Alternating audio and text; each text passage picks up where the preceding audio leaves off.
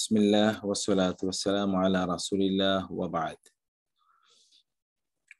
আমরা বলেছিলাম যে এই বইটি আমরা আর দু একটা ক্লাসে আমরা শেষ করে দেব ইনশাআল্লাহ। আজকেও আমরা অনেকটুকু জিনিস এখান থেকে বোঝার চেষ্টা করব ইনশাআল্লাহ। আয়াতুন নাযালাত বিল হুদাইবিয়া। হুদাইবিয়া নামক স্থানে যে আয়াতটি নাযিল হয় এবং সেটি আপনি জানেন যে হুদাইবিয়াতে রাসূলুল্লাহ সাল্লাল্লাহু আলাইহি ওয়াসাল্লাম যে চুক্তি সাধন করেছিলেন কুরাইশদের সাথে, সেই চুক্তির শুরুতে তিনি বলেছিলেন যে বিসমিল্লাহির রহমানির রহিম, কিন্তু কুরাইশরা সেটিকে প্রত্যাখ্যান করলো। তারা বলে যে বিসমিল্লাহির রহমানির রহিম বলা যাবে না, বলতে হবে বিসমিকা আল্লাহুম্মা। সুহাইল ইবনে আমর বললেন, মা নারিফুর রহমান রহিম, আমরা আর রহমান রহিম কাকে বলে তাকে তো চিনি না।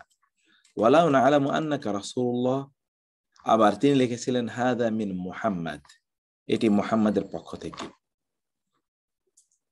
আমর সুহাইল ইবনে আমর তিনি বললেন, আপনাকে যদি আমরা রাসূল হিসেবে মেনেই নিই তাহলে তো আর আপনাদের সাথে আমাদের কোনো যুদ্ধই নেই, তাহলে আপনাকে তো আমরা রাসূল হিসেবে মানি না, ওই জন্যই তো এত যুদ্ধ, অথবা ওই জন্যই তো এত কিছু। অতএব আপনি এই দুটো জিনিস লিখতে পারবেন না। আপনার হুদাইবিয়ার সন্ধির ইসলামের ইতিহাসের সে বিখ্যাত ঘটনাটি আপনাদের জানা থাকার কথা, যে সেখানে দুটো শব্দ চয়ন নিয়ে সোহাইল ইবনে আমরের আপত্তি ছিল। প্রথম শব্দটি কি? তিনি রাসূল সাল্লাল্লাহু আলাইহি ওয়াসাল্লাম লিখেছিলেন সেখানে বিসমিল্লাহির রহমানির রহিম। তো আরেকটা তিনি সেটির শুরুতে আমরা কি লিখি, দেখি না, এটা অমকের হতে মিন মুহাম্মাদুর রাসূলুল্লাহ,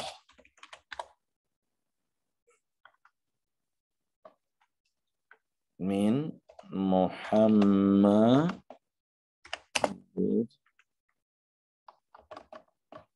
রাসূলিল্লাহ। এটা কে? এই দুইটা পক্ষের কথা তিনি বললেন।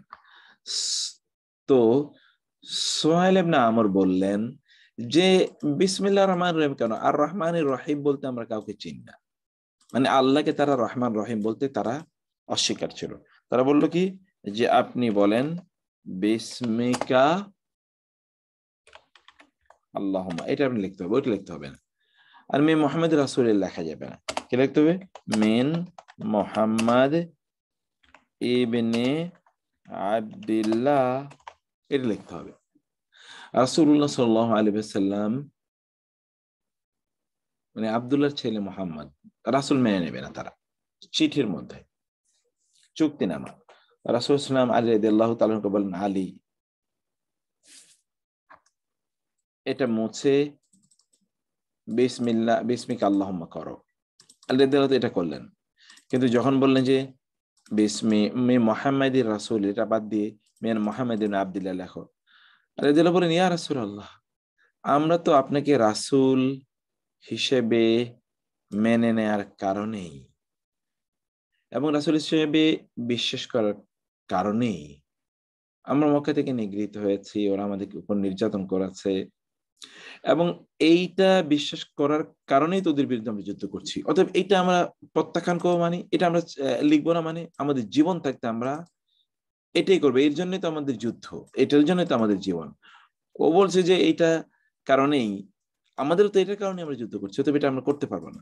রাসূল বললেন, আলী তুমি বুঝো না কেন, আমি যেমনি ভাবে আল্লাহর রাসূল এটা যেমন সত্য, আমি আব্দুল্লাহর ছেলে মুহাম্মদ এটাও তো সত্য, দুইটাই তো সত্য। ওরা যদি এটাকে অস্বীকার করে, কিন্তু ওরা তো এটাকে অস্বীকার করতে পারবে না, দুটোই সত্য। রাসূলুল্লাহ সাল্লাল্লাহু আলাইহি ওয়াসাল্লাম কি অসাধারণ দৃষ্টিতে তিনি সমস্যাটাকে দেখলেন এবং তিনি এটাকে সমাধান করলেন।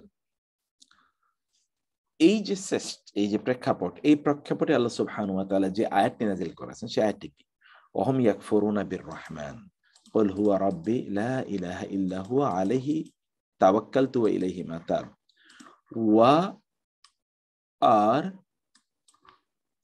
হোম তারা ইয়াকফুরুনা কুফরি করে বির রহমানের রহমানের প্রতি, অর্থাৎ রহমানকে অস্বীকার করে। কুল বলুন হুয়া তিনি রব্বি আমার রব, লা নেই ইলাহা সাক্ষী ইল্লা ছাড়া হুয়া তিনি, তিনি ছাড়া সাক্ষী নেই, আলাইহি তার উপর তাওয়াক্কাল আমি তাওয়াক্কুল করি, ওয়া আর ইলাইহি তার দিকে মাতাব আমার তাওবা করার স্থান মাতাব।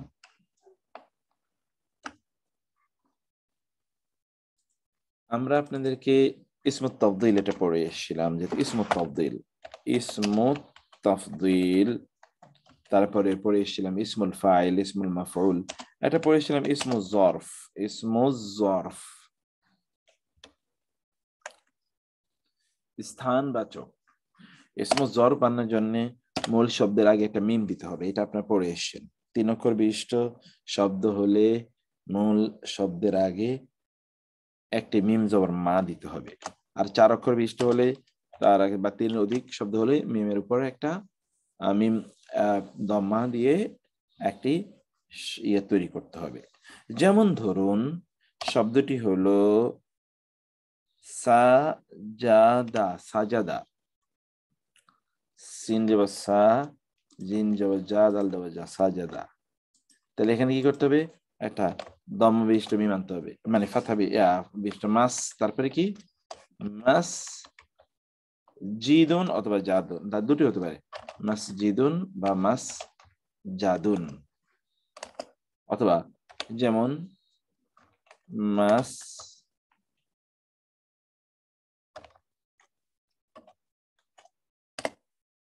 মাসজিদুন মাসজাদুন দুটি হতে পারে। এখন দেখুন তো এটা, এই যে তাবাহ, তাবাহ, এর আগে আপনি একটা মিম জবর মা নেন, তাহলে কি হলো মাতাব, মিম জবর মা, মাতাবুন, মাতাবুন। কারণ তাই এখানে আপনি সুজুদ দিলে, সুকুন দিলে কি হবে? মাত আবুন, মাতাবুন পড়া মুশকিল, এই জন্যে মাতাবুন, কারণ আলিফ চায় তার পূর্বে একটা ফাথা থাকুক, মাতাব। অতএব তাওবা করার স্থান আল্লাহ সুবহানাহু ওয়া তাআলার দিকেই। এটি আপনি যেই কোনো শব্দকেই ইসমুল জরফ এভাবে আপনি তৈরি করতে হবে। যেমন ধরুন নুন জা লাম, নাজালা, নাজালা, ওকে। তাহলে এই অনুসারে মিমের উপর একটা ফাথা বিশিষ্ট একটা মিম, প্রথম বর্ণকে কি করতে হবে? সুকুন, এরপরে শেষ বর্ণের আগের বর্ণে হয় ফাথা অথবা কাসরা, মানজিলুন অথবা মানজালুন।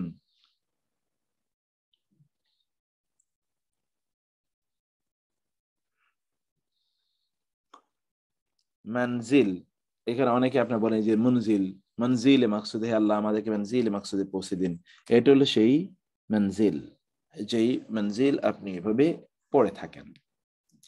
তাহলে এখানে আমরা কি দেখছি? তাহলে যে ওয়াইলাইহি মাতাব, এবং তার দিকে তবার স্থান। ওকে, আয়াতুন ওয়াহিদাতুন, একটি আয়াত, নাজালাত নাজিল হয়েছে, ফি মাক্কাতা, মক্কায়, মিন সূরাতিন নিসা, সূরা নিসা এর একটি আয়াত, পুরো সূরাটি নাজিল হয়েছে মদিনায়, কিন্তু একটি আয়াত আছে যে আয়াতটি নাজিল হয়েছে মক্কায়। এই আয়াতটি কোনটি? একটি আয়াত।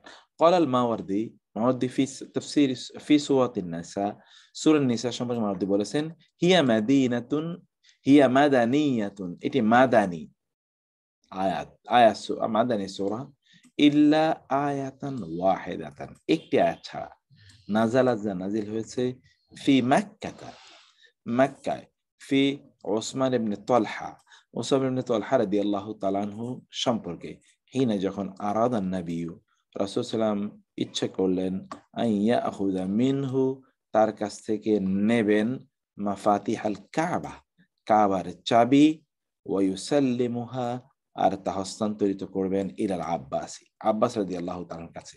ফামা হিয়াল আয়া, খুবই গুরুত্বপূর্ণ প্রেক্ষাপট। সে আয়াতটা কি?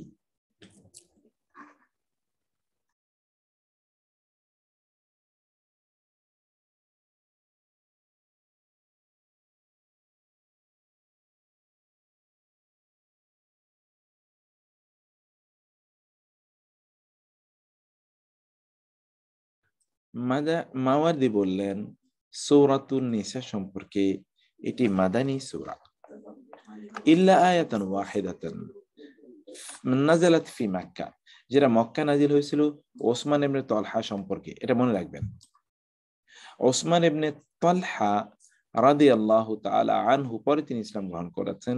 তার কাছে কাবার চাবি ছিল, কিন্তু আল্লাহ সুবহানাহু ওয়া তাআলা তিনি নির্দেশ প্রদান করলেন যে না, এখন কোন মুশরিকের কাছে কাবার চাবি থাকতে পারবে না, এটা মুসলিমদের কাছে থাকতে হবে। কাবার রক্ষণাবেক্ষণ, আল্লাহর ঘরের রক্ষণাবেক্ষণ কেবলমাত্র মুসলিমরা করবে, অন্য কেউ করতে পারবে না। এটি দিয়ে আল্লাহ সুবহানাহু ওয়া তাআলা নির্দেশ জারি করলেন। সে আয়াতটি কি? আয়াতটি হলো ইন্নাল্লাহ, নিশ্চয় আল্লাহ, ইয়া'মুরুকুম, তোমাদেরকে আদেশ করছেন, আমারা ইয়া'মুরু ফি'ল মুদারি, কম তোমাদেরকে, আন যে তুয়াদ্দু তোমরা আদায় করবে, আল আমানাতি আমানত সমূহ, ইলা আহলিহা আমানতের অধিকার। আহলুন শব্দের অর্থ আপনারা আগে পড়ে আসেন। আহলুন শব্দের তিনটি অর্থ, যেটা আসহাব শব্দের অর্থের মতো, সাহিব শব্দের মতো। আহলুন, আহলুন শব্দ সাহিব শব্দের অর্থ মতো তিনটি আহলুন শব্দের অর্থ। আহলুন শব্দের এক নম্বর অর্থ হলো ওনার, ওনার। দুই নম্বর অর্থ হলো ফ্যামিলি। তিন নম্বর অর্থ হইল রেসিডেন্ট, রেসিডেন্ট। যেমন ধরুন আপনি বলতে পারেন, যেমন আহলু আল আহলুল আমওয়াল, যেমন তাহলে কি হলো, সম্পদের মালিক। তাহলে ওই যে ওনার অর্থে গেল। যদি বলতে চান আহলু, তাহলে কি হলো, আহলু মুসা, মুসার ফ্যামিলি হতে পারে। অথবা এমনি আছে আহলুল বাইত, রাসূল সাল্লাল্লাহু আলাইহি ফ্যামিলিদেরকে, অথবা ইব্রাহিম আলাইহিস সালামের ফ্যামিলির ব্যাপারে বলা হয়েছে আহলুল বাইত। এখন আমরা জানি আহলে বাইত, আহলে বাইত আমরা বলি আহলে বাইত, ওকে, বাড়ির ফ্যামিলি মেম্বার।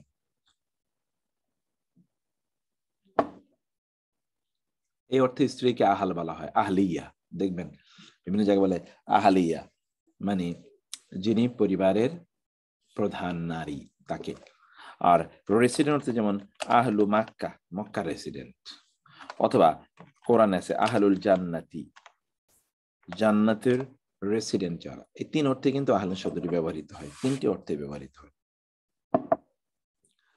ওকে, তাহলে এখানে আমরা কি দেখলাম, যে আহলিহা মানে আমানতের, আহাল মানে হলো অধিকারীদের কাছে, আমানতের সম্পত্তি যার কাছে যাওয়া উচিত, যিনি এটা মালিক, তার কাছেই তোমরা দায়িত্ব দাও, অথবা আমানত গচ্ছিত সম্পদ ফিরিয়ে দাও। ওয়া আর ইদা, যখন হাকামতুম তোমরা ফায়সালা করবে, ইদা হাকামতুম যখন তোমরা ফায়সালা করবে, বাইনান নাসি মানুষের মাঝে, আন যে, তাহকুমু তোমরা ফায়সালা করবে, হুকুম দেবে, বিল আদলে ন্যায়পরায়ণতার সাথে, ইন্নাল্লাহা নিশ্চয় আল্লাহ, নিইম্মা খুবই উত্তম। আজকে আমি আমাদের ওই যে নতুনদের ক্লাসে বলেছিলাম, একটা হলো বিসা, আরেকটা হলো নেমা। এই দুটোর সাথেই কিন্তু মা যুক্ত হয়ে ব্যবহৃত হয়। তাহলে কি হয়, বিসামা, অথবা কি নাম নেমা থেকে নিইম্মা, নিইম্মা কতই না উত্তম, বিসামা কতই না নিকৃষ্ট, নিইম্মা কতই না উত্তম, ইয়াইজু ওয়াজ করছেন, কম তোমাদেরকে, বি সম্পর্কে হিতা, আল্লাহ তোমাদেরকে কতই না উত্তম ওয়াজ করছেন, পরামর্শ দিচ্ছেন। ইন্নাল্লাহা কানা সামিআন বাসীরা, নিশ্চয় আল্লাহ সর্বশ্রোতা, সর্বজ্ঞানী। এই সূরা, এই আয়াতটি নাজিল হয়েছে পুরো সূরা নিসায়ের মধ্যে একটি আয়াতে, কেবল 58তম আয়াতটি কেবল মদিনা নাজিল হয়েছে, মক্কা নাজিল হয়েছে, আর সব আয়াত নাজিল হয়েছে মদিনায়। কারণ হলো আমরা কোরআনের আয়াতগুলোকে দুইটা বা কোরআন সূরাকে দুইটা ভাগে জানি। একটা হলো মাক্কি সূরাটা, আর হলো মাদানী সূরা। মাদানী সূরা। এখন কোনটাকে মাক্কি সূরা বলে কোনটাকে মাদানী সূরা বলে এইটার একটি সংজ্ঞা আপনাদের জানা দরকার। আমি এই সংজ্ঞাটি একটু আপনাদেরকে বলি। এটা হলো প্রথমত বললাম যে মাক্কি। মাক্কি কাকে বলে, মাক্কি সূরা কাকে বলে এবং মাদানী সূরা কাকে বলে, এটা আমি আপনাদেরকে বলি। এটা হলো মাক্কি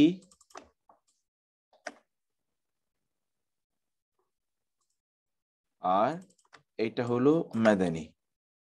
কোনটা মাক্কি এবং কোনটা মাদানী এটা একটু শুনুন। কোনটা মাক্কি এবং কোনটা মাদানী, এটা হলো ধরুন মিসাল আমরা উদাহরণ বললাম মাক্কি সূরা বা মাদানী সূরা। মাক্কি এর মানে হলো খুব মজাদার জিনিস এটা। মাক্কি সূরা মানে হলো কি আসলে, মাক্কি সূরা বলতে আসলে কি বোঝানো হয়েছে, যে সব সূরা বা আয়াত মক্কায় নাজিল হয়েছে,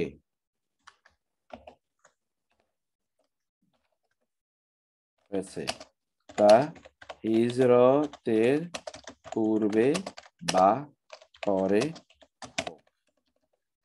মানে মক্কা নাজিল হয়েছে, এটা হিজরতের পূর্বে হতে পারে হিজরতের পরে হতে পারে। খেয়াল রাখবেন, খুব চমৎকার জিনিস এটা। আর যে সকল সূরা, এটা হলো কি মদিনায় নাজিল হয়েছে, সেটা হিজরতের পরও হতে পারে হিজরতের পূর্বে হতে পারে। এটি কিন্তু একটা উদাহরণ, একটা এক্সাম্পল। তাহলে দেখেন যে সকল সূরা হিজরতের, তাহলে কি হয়েছে, যে সকল আয়াত মক্কায় নাজিল হয়েছে সেটি, যেমন এখানে আপনি দেখলেন এই যে আয়াতটি, এই আয়াতটি কিন্তু হিজরতের পরে নাজিল হয়েছে, কিন্তু নাজিল হয়েছে কোথায়, মক্কায়। হিজরতের পরে নাজিল হয়েছে, হিজরতের পরে নাজিল হয়েছে, কিন্তু নাজিল হয়েছে কোথায়, মক্কায়। কারণ এটা নাজিল হয়েছে মূলত মক্কা বিজয়ের পরে। এই আয়াতটি নাজিল হয় মক্কা বিজয়ের পরে, আর মক্কা বিজয়ের পর রাসূল সাল্লাল্লাহু আলাইহি ওয়াসাল্লাম যখন মক্কায়, তখন এটি এই আয়াতটি নাজিল হয়। এর আগে কিন্তু এই আয়াতটি নাজিল হয়নি। অথচ আয়াত কিন্তু নাজিল হয়েছে মদিনায়, মানে রাসূল সাল্লাল্লাহু আলাইহি ওয়াসাল্লাম হিজরতের পর, সরি মদিনা না, রাসূলের হিজরতের পর কিন্তু নাজিল হয়েছে, যেমন হিজরতের পর, কিন্তু নাজিল হয়েছে কোথায়, মক্কায়। এইজন্য এটাকে বলা হয় মাক্কি। আর হিজরতের পর সেটি যদি মদিনায় নাজিল হয় তাহলে সেটা মাদানী, মানে সেটা যদি মদিনায় নাজিল হয় সেটা মাদানী। আর মদিনায় তো হিজরতের পরেই নাজিল হয়েছে। আর 2 নম্বর যেটি, তাহলে যে কোন সূরাকে আপনি মাক্কি বা মাদানী কখন বলবেন, যেই সূরাটি হিজরতের, এখানে শুধু একটু বিবর্তন আছে, হিজরতের পর নাজিল হয়েছে, তা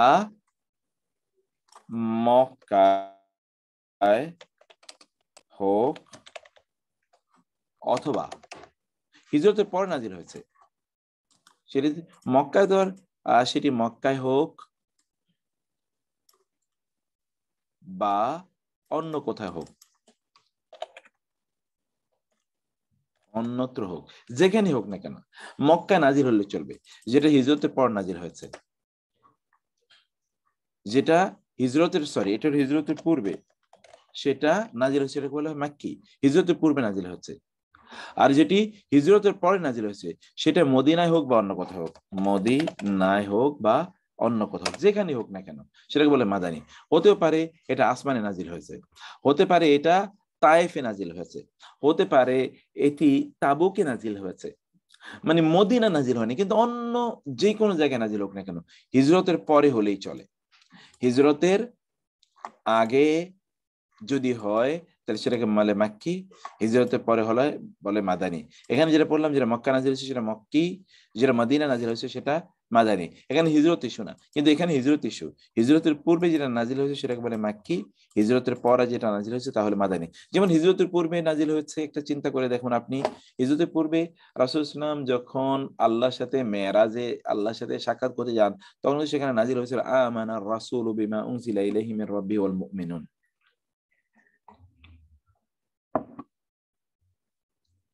সেখানে কিন্তু আমানার রাসূল এটা কিন্তু আসমানে নাজিল হয়েছে, তাহলে ওটা কি বিবেচিত হবে? মাক্কি। আবার হিজরতের পরে রাসূল সাল্লাল্লাহু আলাইহি ওয়াসাল্লাম যখন বিদায় হজে আসেন, বিদায় হজে কিন্তু আয়াত নাজিল হয়েছিল, তা কি আপনি জানেন? ওই যে ওই আয়াতটি যেখানে আল্লাহ তাআলা বলেন আল ইয়াউমা আকমালতু লাকুম দীনাকুম ওয়া আতমামতু আলাইকুম নি'মাতি ওয়া রাদিতু লাকুমুল ইসলাম দীনা, আজ তোমাদের দিনকে পূর্ণতা দান করলাম, এটা আল্লাহ তাআলা বলেছেন। সেটি কিন্তু মাদানী হিসেবেই পরিগণিত হবে, যদিও আয়াতটি নাজিল হয়েছে মক্কায়। অতএব মক্কা মদিনা ইস্যু না, ইস্যু হলো হিজরতের পূর্বে নাকি হিজরতের পরে। 3 নাম্বার আমি বলেছি যে 3টা এখানে আছে। 3 নাম্বার হলো যে সব আয়াতে বা সূরায়ে জান্নাত, জাহান্নাম, ওকে, এ মানুষ ইত্যাদি সংক্রান্ত আলোচনা আছে, সংক্রান্ত আলোচনা, সেগুলো মাক্কি। তাহলে এর বিপরীতে কি? এর ভিত্তি হলো যে সকল আয়াত বা সূরায় বিভিন্ন বিধি বিধান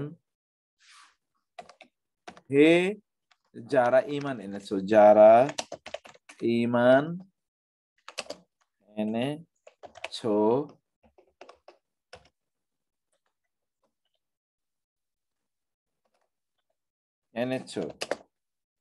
ইয়াহুদি,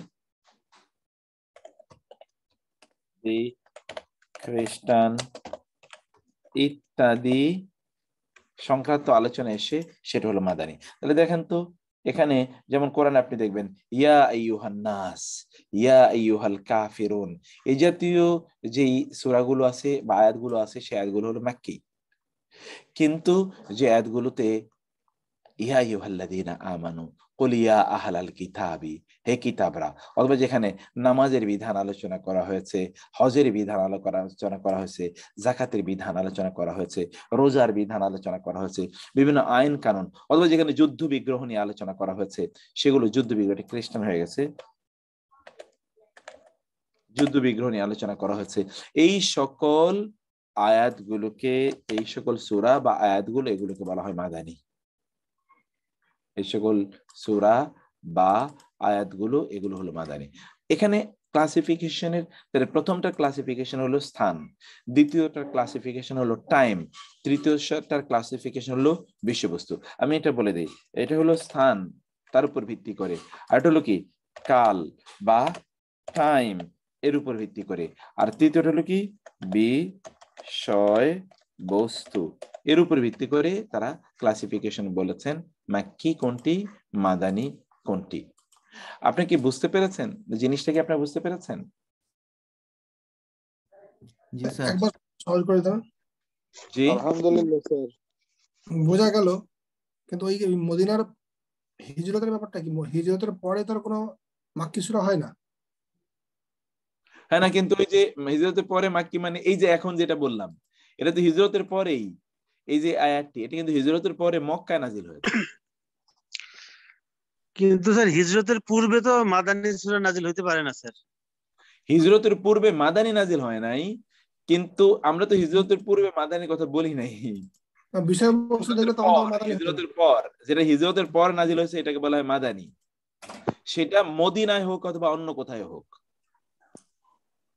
যেটা হিজরতের পর নাজিল হয়েছে এটা মদিনায় হতে পারে, মক্কায়ও নাজিল হতে পারে। যেমন ওই যে বিদায় হজের ভাষণের পর রাসূলের উপর নাজিল হলো না, আল ইয়াউমা আকমালতু লাকুম দীনাকুম ওয়া আতমামতু আলাইকুম নি'মাতি, হিজরতের পর তার উপর মানে হিজরতের পর মক্কায় তার উপর আরো অনেক আয়াত নাজিল হয়েছে, বিভিন্ন আয়াতগুলো সেখানে নাজিল হয়েছে। সূরা তাওবার অনেক আয়াত নাজিল হয়েছে, কিন্তু তখন তিনি মক্কায়। এটাও কিন্তু মাদানী হিসেবে, যদিও মক্কায় নাজিল হয়েছে, কিন্তু মাদানী সূরা এটা বা মাদানী আয়াত বলা হবে, কারণ এটা আসলে টাইমের সাথে সম্পৃক্ত, এটা আসলে হিজরতের সাথে সম্পৃক্ত, হিজরতের পূর্বে অথবা হিজরতের পরে। এখানে হলো হিজরতের পূর্বে অথবা হিজরতের পরে, এখানে মূল ইস্যু হলো হিজরত। আর এখানে মূল ইস্যু হলো কি, মক্কা বা মদিনা, স্থান। এখানে মূল ইস্যু হলো স্থান, কিন্তু এখানে মূল ইস্যু কিন্তু স্থান না, 2 নম্বরে। এখানে মূল ইস্যু স্থান। মক্কা নাজিল হলে মাক্কি, মদিনা নাজিল হলে মাদানী। হিজরতের পূর্বে নাজিল হলে মাক্কি, হিজরতের পর নাজিল হলে কি মাদানী। স্থান কোনো ইস্যুই না। আর এখানে ইস্যু কি, বিষয়বস্তু। এখানে হলো বিষয়বস্তুটা মেইন মনে হয়, বিষয়বস্তুটা মেইন মনে হয় না, মেইন হলো এটা আপা। এটা যদি আপনি না বলেন তাইলে কোনো সমাধানই করতে পারবেন না। এটা হলে আপনি সমাধান করতে। আপনি কি দেশে ফিরছেন? আপনার একটা ফোন দেখছেন আপা, কখন যেন দেখছি আমি। হ্যাঁ, আমি সরি, আমি করতে পারি, আমি শুয়ে পড়ছিলাম তখন অলরেডি। আমি কালকে থেকে আজকে ঢুকতে পারলাম, ক্লাস জয়েন করতে পারছি, আজকে ক্লাসটাতে জয়েন করছি, আর পারি না এই কদিন। আপনার শরীর কেমন? শরীর ভালো আছে আলহামদুলিল্লাহ, ভালো, সবাই ভালো আছে। মাক্কিমা মাদানী ক্লাসিফিকেশনটা বলতেন, আমি আমাকে ক্রাইটেরিয়াটা বলতে হবে যে কোন ক্রাইটেরিয়া বেসিস আমি বলছি মাক্কিমা মাদানী। এক্স্যাক্টলি এইজন্য আমি ক্রাইটেরিয়াটা আপনাদেরকে একটু বলে রাখলাম, যে মূলত ক্রাইটেরিয়া হলো এই তিনটার উপর ভিত্তি করে। যেমন আপনি এমনিও বেসিক্যালি যেই আয়াতগুলোতে, যেই সূরাগুলোতে আপনি দেখবেন যে আল্লাহ তাআলা বলেছেন ইয়া আইয়ুহান নাস, ইয়া আইয়ুহান নাস, হে লোকেরা, অথবা আপনি দেখবেন ইয়া আইয়ুহাল কাফিরুন। এটা যখন দেখবেন তাহলে আপনি বুঝবেন এটা কি মাক্কি। আর যেখানে আপনি দেখবেন ইয়া আইয়ুহাল্লাযীনা, তখন ঈমানদারদের সংখ্যা বাড়েনি, ইয়া আইয়ুহাল আমানু, হ্যাঁ ঈমানদারদের সংখ্যা বাড়েনি। এক্স্যাক্টলি, ইয়া আইয়ুহান্না আল্লাযীনা আমানু। অথবা যেই আয়াতে আপনি দেখবেন ইয়াহুদ, ইয়াহুদি, অথবা কি আন-নাসারা, অথবা কি আল মুনাফিকিন, মুনাফিকুন। মুনাফিক তো মক্কায় ছিল না, মক্কায় তো মাইর খেয়ে উপায় নেই, আবার মুনাফিক হয় কেমনে? তো ঈমান আনলে মাইর খাওয়া লাগে, সেখানে মুনাফিক হওয়ার কোনো সুযোগ নেই। কিন্তু মদিনায় গিয়ে কি লোকেরা মুনাফিক হয়ে গেছে, কিছু কিছু লোক বা মুনাফিক সেখানে জন্ম নিয়েছিল। তো এই জন্য যেখানে মুনাফিক নিয়ে আলোচনা করা হয়, অথবা যেমন আহকাম নিয়ে আলোচনা করা হচ্ছে, আহকাম মানে হলো বিধি বিধান, আহকাম আমরা তখন ইসলাম অনেকটা প্রতিষ্ঠিত হয়ে গেছে, তাই বিধি বিধানগুলো তখন এসেছে, নিয়ম কানুন আর কি, নিয়ম কানুন প্রয়োজন। অথবা যেমন ধরুন যুদ্ধ বিগ্রহ, তাই না? এটাকে আমরা আমরা আমরা ধরুন জিহাদের কথা বলছি, আল জিহাদ। জিহাদ তো মক্কা হওয়ার সময় নেই, এরা তো মাইর খাচ্ছে, এখানে যুদ্ধ বিগ্রহ আলোচনা করেছে, এগুলো সব মাদানী।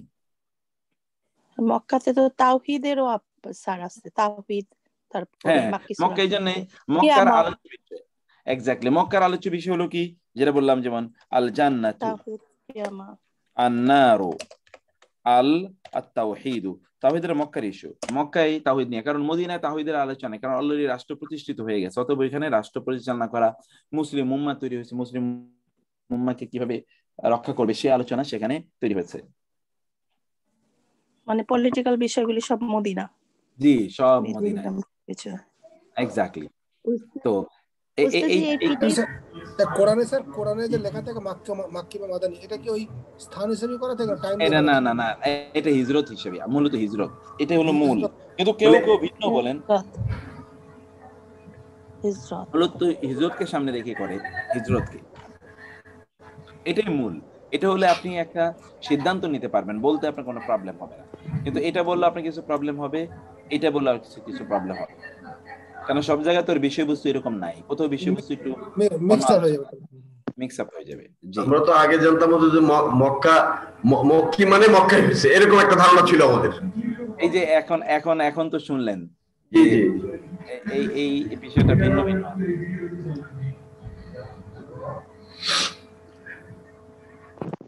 ওকে, জাযাকুমুল্লাহ খায়ের। তারপর হচ্ছে আউয়ালু মা নাযালা মিন আলে ইমরান, সূরা আলে ইমরানের প্রথম নাজিলকৃত আয়াতটি কি? আখরাজা মিন তরিকি সুফিয়ান ওয়া গায়রিহি মিন হাবিব বিন আবি উমরাহ আন সাঈদ ইবনে জুবাইর রাদিয়াল্লাহু তাআলা আনহু قال, তিনি বলেন, সাঈদ ইবনে জুবাইর থেকে বর্ণিত একটি বর্ণনা, আউয়ালু মা নাযালা মিন আলে ইমরান, সূরা আলে ইমরানের প্রথম যে অংশটি নাজিল হয়েছে সেটা হলো কি, হাদা বায়ানুল লিন্নাসি, এটি মানুষের জন্য বর্ণনা, ওয়াহুদান এবং হেদায়েত, ওয়া মাউইযাতুল লিল মুত্তাকিন এবং মুত্তাকিদের জন্য শিক্ষা। আমি একটি ঘটনা আপনাদেরকে অবশ্য বলতেই হয়, একটা বিষয় আপনাদেরকে বলতে হয় যে আমরা যেমন কোরআন আল্লাহ সুবহানাহু ওয়া তাআলা বারবার কোরআনের ব্যাপারে বলেন হাদা বায়ানুল লিন্নাসি ওয়া এবং হুদান ওয়া এবং রাহমাতান ওয়া এবং মাউইযাতান,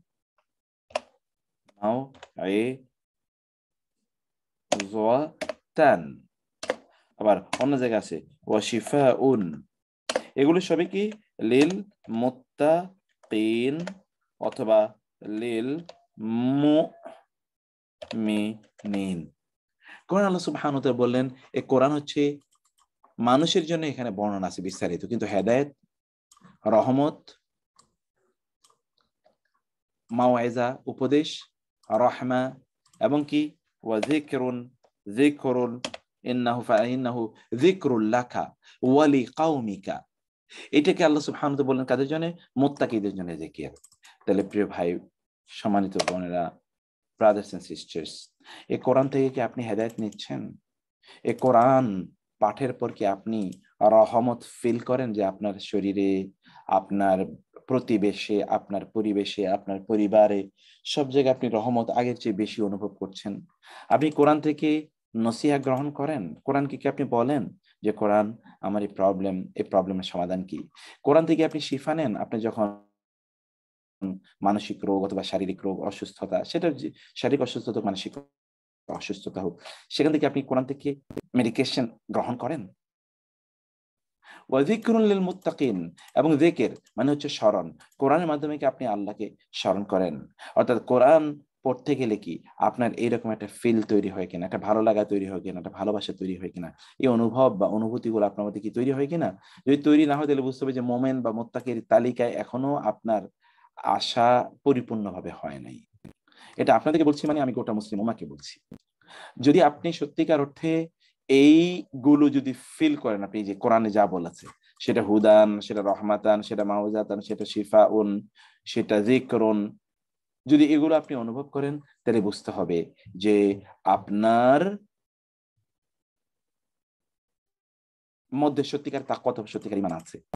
কারণ আল্লাহ তাআলা বলেছেন যে মুমিনদের জন্য এটা, মুমিন তিনি কোরআন পড়ার পর বা পাওয়ার পর তার মধ্যে রহমতের একটা অনুভব তিনি উপলব্ধি করতে পারছেন যে না, রহমত আমি আগের চেয়ে অনেক বেশি উপলব্ধি করছি, অনেক বেশি ফিল করছি। এটি আপনার মধ্যে না হলে নিজকে আবার রিভিউ করা দরকার, রিভিজিট করা দরকার নিজের ঈমান। কারণ আল্লাহ সুবহানাহু ওয়া তাআলা, যেমন আল্লাহ সুবহানাহু ওয়া তাআলা কোরআনে বলেছেন, আল্লাহ সুবহানাহু ওয়া তাআলা বলেছেন, আমি এগুলো আপনাদের জানা দরকার, বোঝা দরকার। আমি একটা আয়াত একটু আপনাদেরকে নিয়ে যাই, যেখানে আল্লাহ সুবহানাহু ওয়া তাআলা কোরআনে বলেছেন তানজিলে, আমি একটু যাই, ওয়া ইযা মা উনজিলা সূরাতুন মুহকামাতুন ওয়া ইযা মা উনজিলা সূরাতুন, দেখি এই যে এখানে দেখুন, আমি আয়াতটা একটু আপনাদেরকে দেখাই। এগুলো আপনাদের বুঝতে হবে, নিজকে প্রশ্ন করতে হবে, জিজ্ঞাসা করতে হবে যে আমি যা করছি ঠিক আছে কিনা। দেখুন সূরা তাওবাতে আল্লাহ তাআলা নাযিল করলেন ওয়া ইদা, আর যখন, ইদামা যখনই, উনজিলাত নাজিল হয়, সূরাতুন সূরা, ফামিনহুম ফলে তাদের মধ্যে হতে, মান কেউ কেউ, ইয়াকুল বলে, আইয়ুকুম, আইয়ু মানে কোনজন, কোন তোমাদের মধ্যে কার, জাদাতহু হাদিহি, এ হাদি এখানে ফাইল, জাদাতহু ফাইল, হু হলো মাফউল বিহি, তোমাদের কার এই সূরাটি বাড়িয়েছে ঈমান, তোমাদের কার ঈমান বাড়িয়েছে এই সূরাটি? কারণ আল্লাহ তাআলা কোরআনে বলেছেন ইন্নামাল মুমিনুনা আল্লাযীনা, যে মুমিন হচ্ছে তারা যাদের কোরআন যখন নাজিল হয় তখন তাদের, বা সূরা যখন নাজিল হয় তখন তাদের ঈমান বাড়ে। আইয়ুকুম জাদাতহু হাদিহি ঈমানা, তোমাদের কার ঈমান বাড়ে, তোমাদের কার ঈমান বাড়লো? এই যে সূরা নাজিল হয়েছে, তোমাদের কার ঈমান বেড়েছে বলো তো? আল্লাহ তাআলা বলেন ফা আম্মা, আমরা বলেছিলাম ইম্মা এবং আম্মা এই দুটো পার্থক্য আমরা আপনাদেরকে বলেছিলাম যে ইম্মা এটি হলো ইদার অর নিদার নর, হয় এটি অথবা ওইটি। যেমন ইম্মা মান্নান ওয়া ইম্মা ফিদাআন, যে ইম্মা মান্নান ওয়া ইম্মা ফিদাআন, হয় তাদেরকে ক্ষমা করে দেন অথবা তাদের কাছ থেকে মুক্তিপণ নিয়ে টাকা নেন, মুক্তিপণ তাকে ক্ষমা করে দেন, এটা হলো ইম্মা। আর আম্মা আলিফের উপর যদি ফাতহা হয় তার মানে হলো তাইলে বিস্তারিত বিবরণ, বিস্তারিত বিবরণ হলো এই, অর্থাৎ আম্মা এটা বিস্তারিত বিবরণ দেওয়ার জন্য আসে। ওয়া আম্মা তাইলে বিপরীতে মানে হলো বিবরণ হচ্ছে আল্লাযিনা যারা আমানু ঈমান এনেছে ফা যাদাতহুম, ফলে এই সূরা কোন সূরা নাজিল হলে তাদের বাড়ে ঈমানা, ওয়া আর হুম তারা ইয়াস্তাবশিরুন, তারা কি নেয়? সুসংবাদ গ্রহণ করে। কোরআন নাজিল হয়েছে এখান থেকে তারা সুসংবাদ নেয়, তাদের ঈমান বাড়ে। ওয়া আর আম্মা পক্ষান্তরে অন্যদিকে আল্লাযিনা যারা ফি মধ্যে কুলুবিহিম তাদের অন্তরে মারাদুন রোগ, যাদের অন্তরে রোগ আছে। আপনাদের সূরা বাকারা শুরুতে পড়েছেন ফি কুলুবিহিম মারাদুন, রোগ আসলে অন্তরে। আল্লাহ তাআলা বলেন যাদের অন্তরে রোগ আছে ফা যাদাতহুম, ফলে এই নাজিলকৃত যখনই সূরা নাজিল হয় সেটা বাড়ায় তাদের রিজিসান, অপবিত্রতা, ইলা রিজিসিহিম, তাদের অন্তরের যে কলুষ আছে, রোগ আছে, অপবিত্রতা আছে, এই অপবিত্রতা তাদের আরো বাড়তে থাকে। ওয়ামাতু আর মারা যায় তারা, ওয়া হোম এমত অবস্থায় যে তারা কাফের, তারা কাফের, তারা কাফের, তারা মারা যায় কাফের অবস্থায়, তারা মারা যায়। অর্থাৎ তার মানে কোরআন যখন নাজিল হয় তখন ব্যক্তির ঈমান বৃদ্ধি পাওয়ার কথা। এখন আমি আপনাদেরকে সেই কথাই বলছিলাম যে আপনি যখন কোরআন যখন নাজিল হয় তখন কি আপনার ঈমান বাড়ে? অথবা কোরআন যখন পড়েন তখন আপনার কি ঈমান বাড়ে? সাহাবায়ে কেরাম রাদিয়াল্লাহু তাআলা আনহুমের প্রচন্ড কষ্ট, প্রচন্ড কষ্ট, তাদের রাসূল সাল্লাল্লাহু আলাইহি ওয়াসাল্লামের প্রচন্ড কষ্ট, তিনি কষ্টে তার বুক ফেটে যায়, কিন্তু কোরআন যখন আয়াত নাজিল হয় বা সূরা নাজিল হয় তখন তার প্রশান্তি, তখন তিনি শান্তি অনুভব করেন। সাহাবায়ে কেরামদের উপর কোরআনের কোন আয়াত নাজিল হওয়া বা সূরা নাজিল হওয়া এটা একটা বৃষ্টির মতো, যেন তাদের উপর একটা প্রশান্তির প্রলেপ, অথবা সকালবেলার মেদুমন্দ সমীরণ বাতাসের মতো তাদের গোটা শরীরকে প্রশান্ত করে দিয়ে যেত, তাদের গোটা অশান্ত সমাজকে শান্তির ফল্গু ধারায় তাদেরকে সিক্ত করে যেত কোরআনের একটি আয়াত, একটি সূরা। আমাদের এই একটি আয়াত বা একটি সূরা আমাদের মধ্যে সেই বিবর্তন তৈরি করে কিনা? আমি আপনাদেরকে কোরআনটাকে ইন্টারনালাইজ করার জন্য বলবো, কোরআনটাকে ইন্টারনালাইজ করবেন, একটু উপলব্ধি করার চেষ্টা করবেন, কোরআনটাকে বোঝার চেষ্টা করবেন, কোরআনকে অনুভব করার চেষ্টা করবেন প্লিজ। এটি হচ্ছে সূরা আল ইমরানের প্রথম আয়াত। আমি এখানকার আলোচনা করতে গিয়ে আল্লাহ সুবহানাহু ওয়া তাআলা কেন তিনি বললেন হুদাল লিন্নাস, বায়ানুল লিন্নাস, কিন্তু তিনি মুত্তাকিদের কথা কেন বারবার বললেন? যে মুত্তাকিরাই কেবলমাত্র কোরআন থেকে এই যে হেদায়েতের প্রশ্ন অথবা এখান থেকে শিক্ষা গ্রহণের প্রশ্ন, এটা কেবল মুত্তাকিরাই করে থাকে, অন্য কেউ না।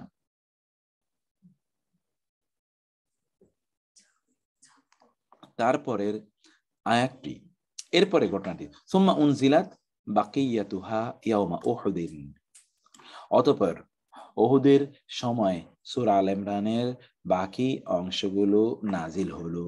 বাকিয়াতুহা সূরাতুন মালাআত মা বাইনাস সামাই ওয়াল আরদ, এমন একটা সূরা যা মালাআত পূর্ণ করে দিয়েছে, মা বাইনাস সামাই ওয়াল আরদ, আসমান এবং জমিনের মধ্যবর্তী পুরো জায়গাটি ফেরেশতা দ্বারা পূর্ণ হয়ে গিয়েছিল যেই সূরা নাজিলের সময় বা নাজিলের কারণে।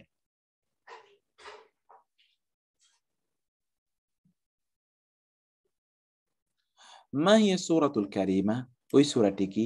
আল্লাতী যা শাইয়াআহা ৭০,০০০ মালাক লাম্মা নাযালাত, যাকে বিতরণ করেছিল, যার সঙ্গী হয়েছিল ৭০,০০০ ফেরেশতা, লাম্মা নাযালাত যখন তা নাজিল হয়েছিল, মালাআত আযমাতুহা মা বাইনাস সামাই ওয়াল আরদ, আসমান এবং জমিনের মধ্যবর্তী স্থানটি, যেই সূরা নাজিল হওয়ার সময় ফেরেশতাদের এই বিশালত্ব আসমান এবং জমিনের মধ্যবর্তী স্থানটিকে এইভাবে পূর্ণ করে দিয়েছিল। ইবনু দুরাইস তিনি তার ফাদাইল আল কোরআন উল্লেখ করেছেন, যে বালাগানা আন্না রাসূলুল্লাহ কল, আমাদের কাছে এই বক্তব্য এসেছে যে রাসূলুল্লাহ বলেছেন আলা উখবিরুকুম, আলা, আলা এটা আমরা পড়ে এসেছিলাম, আলা এর অর্থ কি?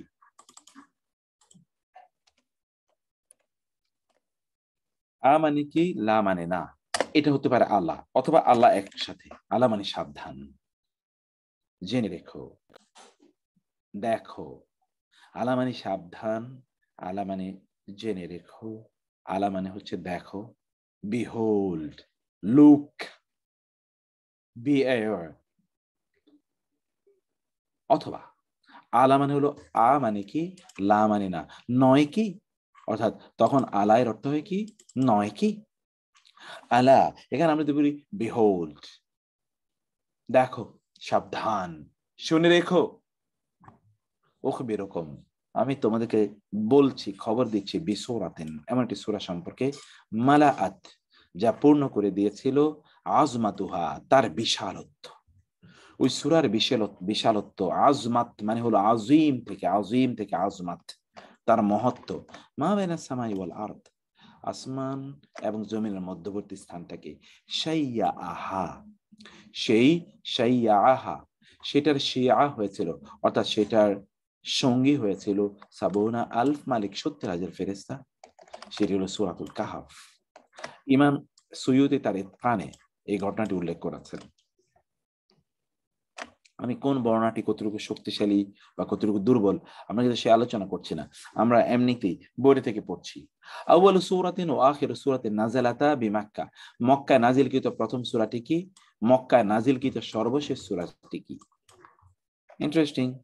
ইমাম ওয়াহিদি তিনি মিন তরিকিল হুসাইন বিন ওয়াকিদ এর সূত্রে তিনি বর্ণনা করলেন, সামিয়াতু ইবন আল হুসাইন, ইবন আলী ইবনে হুসাইনকে, হুসাইন রাদিয়াল্লাহু তাআলার ছেলে আলীকে আমি বলতে শুনেছি, আউয়াল সূরাতিন নাযালাত বিমাক্কা, মক্কায় নাজিলকৃত প্রথম সূরাটি হলো ইকরা বিসমি রাব্বিকাল্লাযী খালাক। ওয়া আখিরু সূরাতিন নাযালাত বিহা, আর মক্কায় নাজিলকৃত সর্বশেষ সূরাটি হলো সূরাতুল মুমিনুন অথবা সূরাতুল আনকাবুত, আনকাবুত মাকড়সা সূরা, অথবা সূরাতুল মুমিনুন। এটি হলো মক্কায় নাজিলকৃত সর্বশেষ সূরা, মক্কায় নাজিলকৃত সর্বশেষ, সর্বপ্রথম হলো ইকরা বিসমি রাব্বিকাল্লাযী খালাক, যে সূরার প্রথম কয়েকটি আয়াত, আর সর্বশেষ নাজিলকৃত সূরা হলো সূরাতুল আনকাবুত অথবা সূরাতুল মুমিনুন। আউয়ালু সূরাতিন ওয়া আখিরু সূরাতিন নাযালাতা বিল মাদিনা। ওকে, নাও দিস অ্যাবাউট মক্কা। মদিনায় প্রথম কোন সূরাটি নাজিল হয়, মদিনার সর্বশেষ কোন সূরাটি নাজিল হয়? ওয়াকিদি হুসাইন বিন আলী থেকে আরেকটি বর্ণনা দিয়েছেন, যেটা তিনি বলছেন আমি আলী ইবনুল হুসাইন, হুসাইন রাদিয়াল্লাহু তাআলার ছেলে আলীকে বলতে শুনেছি, আউয়ালু সূরাতিন নাযালাত বিল মাদিনা, মদিনায় নাজিলকৃত প্রথম সূরাটি হলো ওয়াইলুল লিল মুতাফফিফিন, ওয়াইলুল লিল মুতাফফিফিন।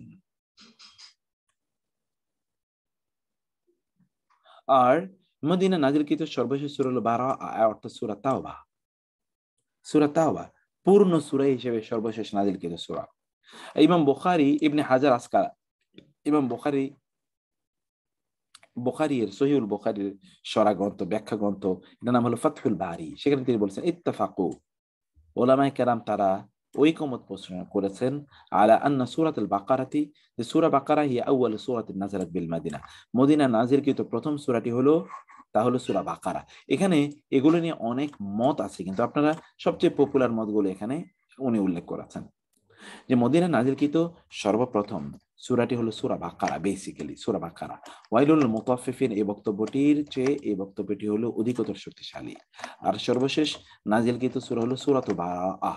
আবার কি বলছেন, সূরাতুন নাসর, ইজা জাআ নাসরুল্লাহি ওয়াল ফাত, এটা হলো সর্বশেষ সূরা, এবং এই বক্তব্যটি অধিকতর শক্তিশালী। সূরাতুত তাওবা বা সূরাতুল বারাআ এর চেয়ে হতে পারে বড় সূরার দিক থেকে সূরা বারাআ, কিন্তু ছোট এবং বড় সূরার বিশ্লেষণে মদিনায় নাজিলকৃত সর্বশেষ পূর্ণাঙ্গ সূরা হলো সূরাতুন নাসর, যে সূরাটি নাজিল হওয়ার পর আবু বকর রাদিয়াল্লাহু তাআলা আনহু তিনি কান্না করেছিলেন। সাহাবায়ে কেরামরা বললেন কি হয়েছে, অনেকে চিন্তা করছেন ওনার কি হয়েছে, উনি কেন এখন কান্না করছেন, এটা কোরআনের সূরা নাজিল হয়েছে, উনি কান্না করছেন কেন? এটা তো কান্না করার ইস্যু না, অথবা এটা তো কান্না করার সময় না। এটা তো ভালো কথা। তখন ওমর তখন আব্দুল্লাহ নেমে তখন তখন আবু বকর রাদিয়াল্লাহু আনহু তিনি বললেন যে রাসূলুল্লাহ সাল্লাল্লাহু আলাইহি ওয়াসাল্লাম সম্পর্কে আল্লাহ সুবহানাহু ওয়া তাআলা বললেন, ইযা জাআ নাসরুল্লাহি ওয়াল ফাতহ, যখন বিজয় আসবে, ইযা জাআ নাসরুল্লাহি ওয়াল ফাতহ, যখন আল্লাহর সাহায্য আসবে এবং আল্লাহর পক্ষ থেকে বিজয় আসবে, ওয়া রাআইতান নাসা, ইযা জাআ নাসরুল্লাহি ওয়াল ফাতহ, যখন জাআ আসবে নাসরুল্লাহ আল্লাহর পক্ষ থেকে সাহায্য, ওয়াল ফাতহ এবং বিজয়, ওয়া আর রাআইতা আপনি দেখবেন, আন-নাসা মানুষকে, ইয়াদখুলুনা তারা প্রবেশ করে, ফি মধ্যে দীনিল্লাহি আল্লাহর দ্বীনের মধ্যে তারা প্রবেশ করে, আফওয়াজা দলে দলে। ফাতাইলে তাসবিহ তাসবিহ পড়ুন, বি হামদি রব্বিকা আপনার রবের প্রশংসার মাধ্যমে, বিমানি মাধ্যমে, হামদি প্রশংসা, রব্বিকা আপনার রবের প্রশংসার মাধ্যমে তার তাসবিহ পড়ুন, ওয়া এবং ইস্তাগফির হু তার কাছে ক্ষমা চান, ইস্তাগফির তার কাছে ক্ষমা চান, ইন্নাহু নিশ্চয় তিনি, কানা হন তিনি, তাওয়াবা তিনি তওবা কবুলকারী, নিশ্চয় তিনি তওবা কবুলকারী। এটা সর্বশেষ সূরা হিসেবে এটি নাজিল হয়, সূরা হিসেবে পূর্ণাঙ্গ সূরা হিসেবে এটি নাজিল হয় ছোট সূরার মধ্যে, আর বড় সূরা সূরাতুত তাওবা। এখন এই সূরাটি নাজিল হলে আবু বকর রাদিয়াল্লাহু আনহু কেন কাঁদেন জানেন? তাহলে আবু বকর প্রচন্ড দূরদৃষ্টি সম্পন্ন লোক, তিনি দেখলেন আল্লাহর বিজয় যখন আসবে, লোকেরা দলে দলে ইসলাম প্রবেশ করবে, তখন আল্লাহ তার রাসূলকে বলেন, ফাসাব্বিহ বিহামদি রাব্বিকা ওয়াস্তাগফির, আপনি তখন তাসবিহ পড়ুন, আল্লাহর কাছে ক্ষমা চান, নিশ্চয়ই তিনি ক্ষমাশীল। রাসূল সাল্লাল্লাহু আলাইহি ওয়াসাল্লামকে আল্লাহ সুবহানাহু ওয়া তাআলা সুবহানাল্লাহ, আলহামদুলিল্লাহ, আস্তাগফিরুল্লাহ, লা ইলাহা ইল্লাল্লাহ এগুলো পড়ার জন্যই কেবল পাঠান নাই, কেবল এগুলো পড়ার জন্য পাঠান নাই, তিনি তাকে দ্বীনকে প্রতিষ্ঠা করার জন্য, দ্বীনকে প্রচার করার জন্য পাঠিয়েছেন, দ্বীনকে প্রচার জন্য, প্রতিষ্ঠা করার জন্য পাঠিয়েছেন।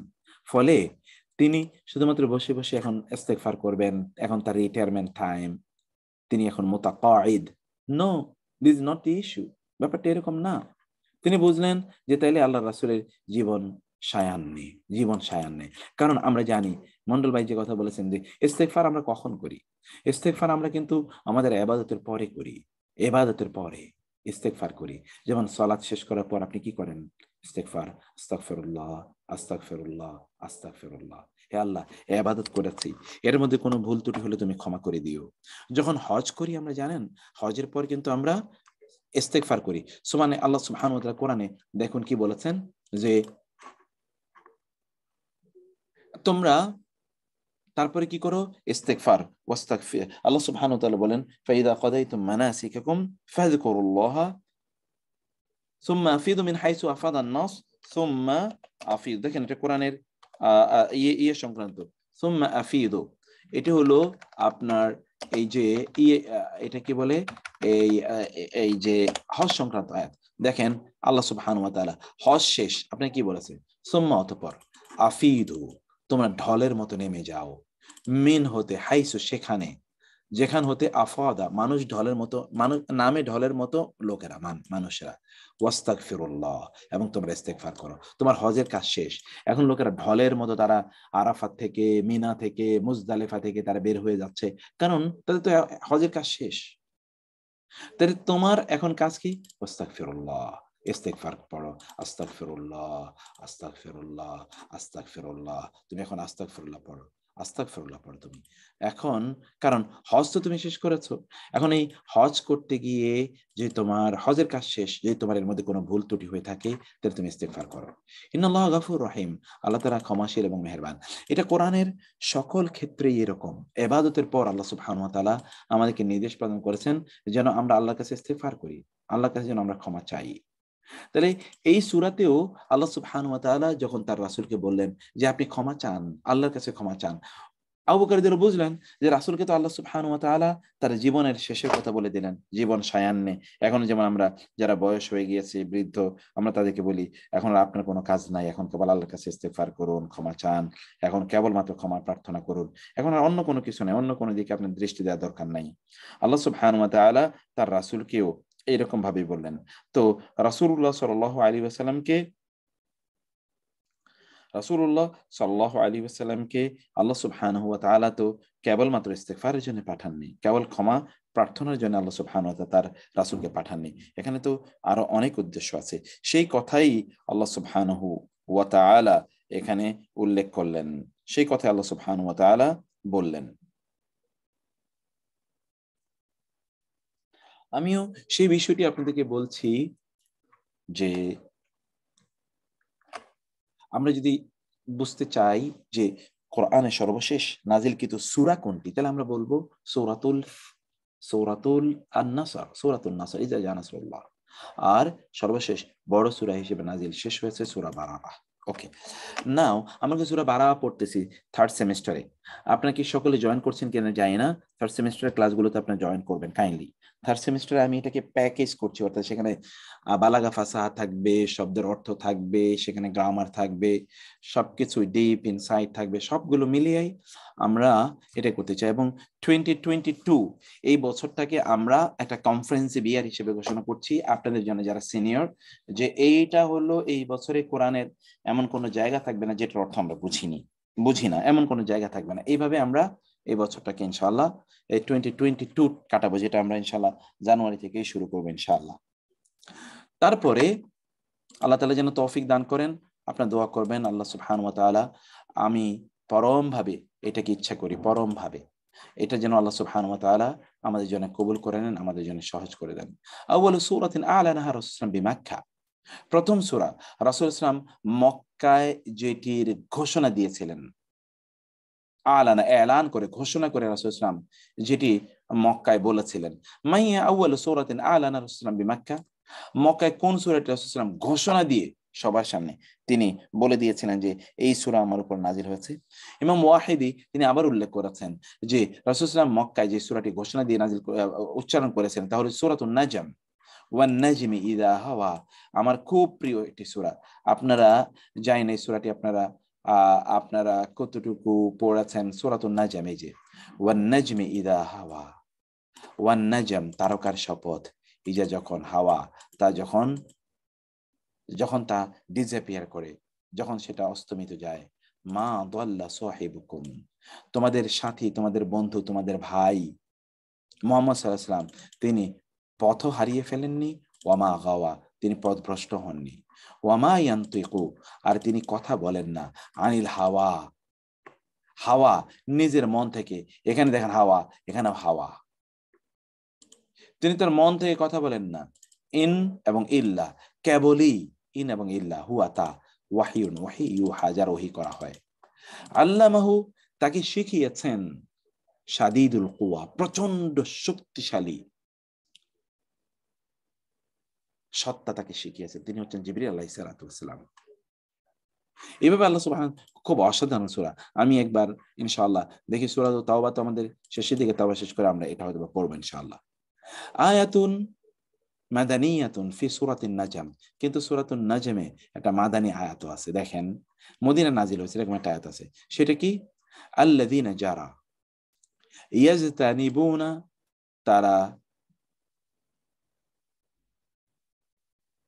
তারা পরিত্যাগ করে, কাবাইরাল ইসমি, কবিরা গুনাহগুলো। আল ইসম মানে হলো গুনাহ, কবিরা গুনাহ, কাবায়ের, যারা পরিত্যাগ করে তা বা বিরত থাকে, ইয়াজতানিবুনা, ওয়াল ফাওয়াহিশা, ফাহিশা অশ্লীল কাজগুলো, ইল্লাল লামামা, তবে লামাম মানে হলো ছোট ছোট গুনাহ, সগীরা গুনাহ, যারা বড় বড় গুনাহ থেকে বিরত থাকে। ইল্লাল লামাম, ছোট ছোট গুনাহ ছাড়া, ছোট তো ছোটই। ইন্না রাব্বাকা, নিশ্চয় আপনার রব, ওয়াসিউল মাগফিরাত, ওয়াসি মানে হলো বিস্তৃত, আল মাগফিরা মানে বিস্তৃত ক্ষমার অধিকারী। কত বড় গুনাহ তুমি করতে পারো, তার চেয়ে অনেক বড় ক্ষমা আমার রয়েছে। আল্লাহ তাআলা জানান, হুয়া তিনি আ'লামু, সবচেয়ে জানেন, ইসমুত তাফদীল, বিকম তোমাদের সম্পর্কে। এই যে যখন আংশা, তিনি সৃষ্টি করেছেন, কম তোমাদেরকে, মিনাল আরদি, যখন তিনি জমিন থেকে তোমাদেরকে সৃষ্টি করলেন। ওয়া এবং ইজ যখন আনতুম তোমরা ছিলে, আজিন্না জিন আকারে, জিন আজিন্না জিন, এই যে আমাদের মায়ের পেটে যখন আমরা কি জিন, এটা কিন্তু ওই জিন না যে জিন কমিউনিটি। এই জিন মানে হলো ফিটাস, ভ্রূণ, ফিটাস, সরি আমি ফিটাস আকারে বা এমব্রিও আকারে যখন মায়ের মধ্যে বতুনি পেট সমূহ উম্মাহাতিকুম তোমাদের মায়েদের পেটের মধ্যে যখন তোমরা ভ্রূণ আকারে ছিলে, জিন আকারে ছিলে। এখান থেকেই এই যে জিন, যেটি ইয়েরা সায়েন্সে যেটাকে বলা হয় জিন, সেই জিন, এটা ওই জিন না, জিন আল জিন, জিন কমিউনিটি যেটা মিনাল জিন্নাতি ওয়ান নাস, সেই জিন না, যদিও বানান কিন্তু একই, জিন। এটা হলো জানিন থেকে এসে, জানিন, জানিন। এটাকেও জিন কেন বলা হয় জানেন? জিন মানে হলো যা অদৃশ্য, এটা হলো জিন। এবং সেখান থেকে বলা হয় জান্নাত, কারণ এটাও কিন্তু আপনার কাছে অদৃশ্য, আপনি কিন্তু দেখতে পান না। এখান থেকে জিন জান্নাত। ফালাম্মা জান্না আলাইহিল লাইলু, জান্না আলাইহিল লাইলু, যখন রাত তার উপর সবকিছুই কি করে দেয়, রাত যখন তার কাছে সবকিছু অদৃশ্য করে, রাতে আসলে তো আপনি কিছুই দেখেন না, এটাকে বলে জান্না আলাইহিল লাইলু। ইব্রাহিম আলাইহিস সালামের ঘটনা বর্ণনা করতে গিয়ে আল্লাহ তাআলা বলেছেন জান্নাত। জানিন ফিটাস গেল মায়ের গর্ভে কি অবস্থায় যায়, প্রথম দিকের তার অবস্থাগুলো এখন আপনি হয়তোবা সুপার আপনার এই যে যেটাকে এক্সরে মেশিন এর মাধ্যমে আপনি দেখতে পান কি হচ্ছে, কিন্তু এই এক্সরে মেশিন আবিষ্কারের আগে তো মানুষ বুঝতে পারতো না যে মায়ের গর্ভে এটা কিভাবে বড় হয়ে উঠে, তাই না? এটা একেবারে এই অবস্থায় মানুষ এটি জানতে পারতো না, সেটি আল্লাহ সুবহানাহু ওয়া তাআলা বললেন তিনি জানেন। ওয়াইজান তুম আজিন্নাতান, তো এখন হয়তো বিজ্ঞান বলতে পারছে যে এটি কি, যখন ভ্রূণ আকারে যখন থাকে তখন হয়তো তার ডেভেলপমেন্টটা, গ্রোথটা বিজ্ঞান যন্ত্রের মাধ্যমে বলতে পারে, কিন্তু বিজ্ঞান একবারে মায়ের গর্ভে প্রথম ড্রপ অফ ওয়াটার আকারে যখন যায় তখন কি বিজ্ঞান বলতে পারবে এইটা কি ছেলে হবে নাকি মেয়ে হবে, এটা কি সঠিকভাবে বড় হয়ে উঠবে নাকি এর কোনো অঙ্গ প্রত্যঙ্গে কোনো হানি হবে, এটা কি সত্যিকার অর্থে মানুষ হিসেবে বেঁচে জন্ম নেবে নাকি এটা জন্মই নেবে না, তার আগেই এটা কোন অবস্থায় নষ্ট হয়ে যাবে, ক্ষতিগ্রস্ত হবে, এটা আসলে কতদিন বেঁচে থাকবে, এটা কি ভালো হবে নাকি মন্দ হবে, এই যে যেটা জন্ম নিচ্ছে সন্তান, এটা কি ভালো মানুষ হবে নাকি মন্দ হবে,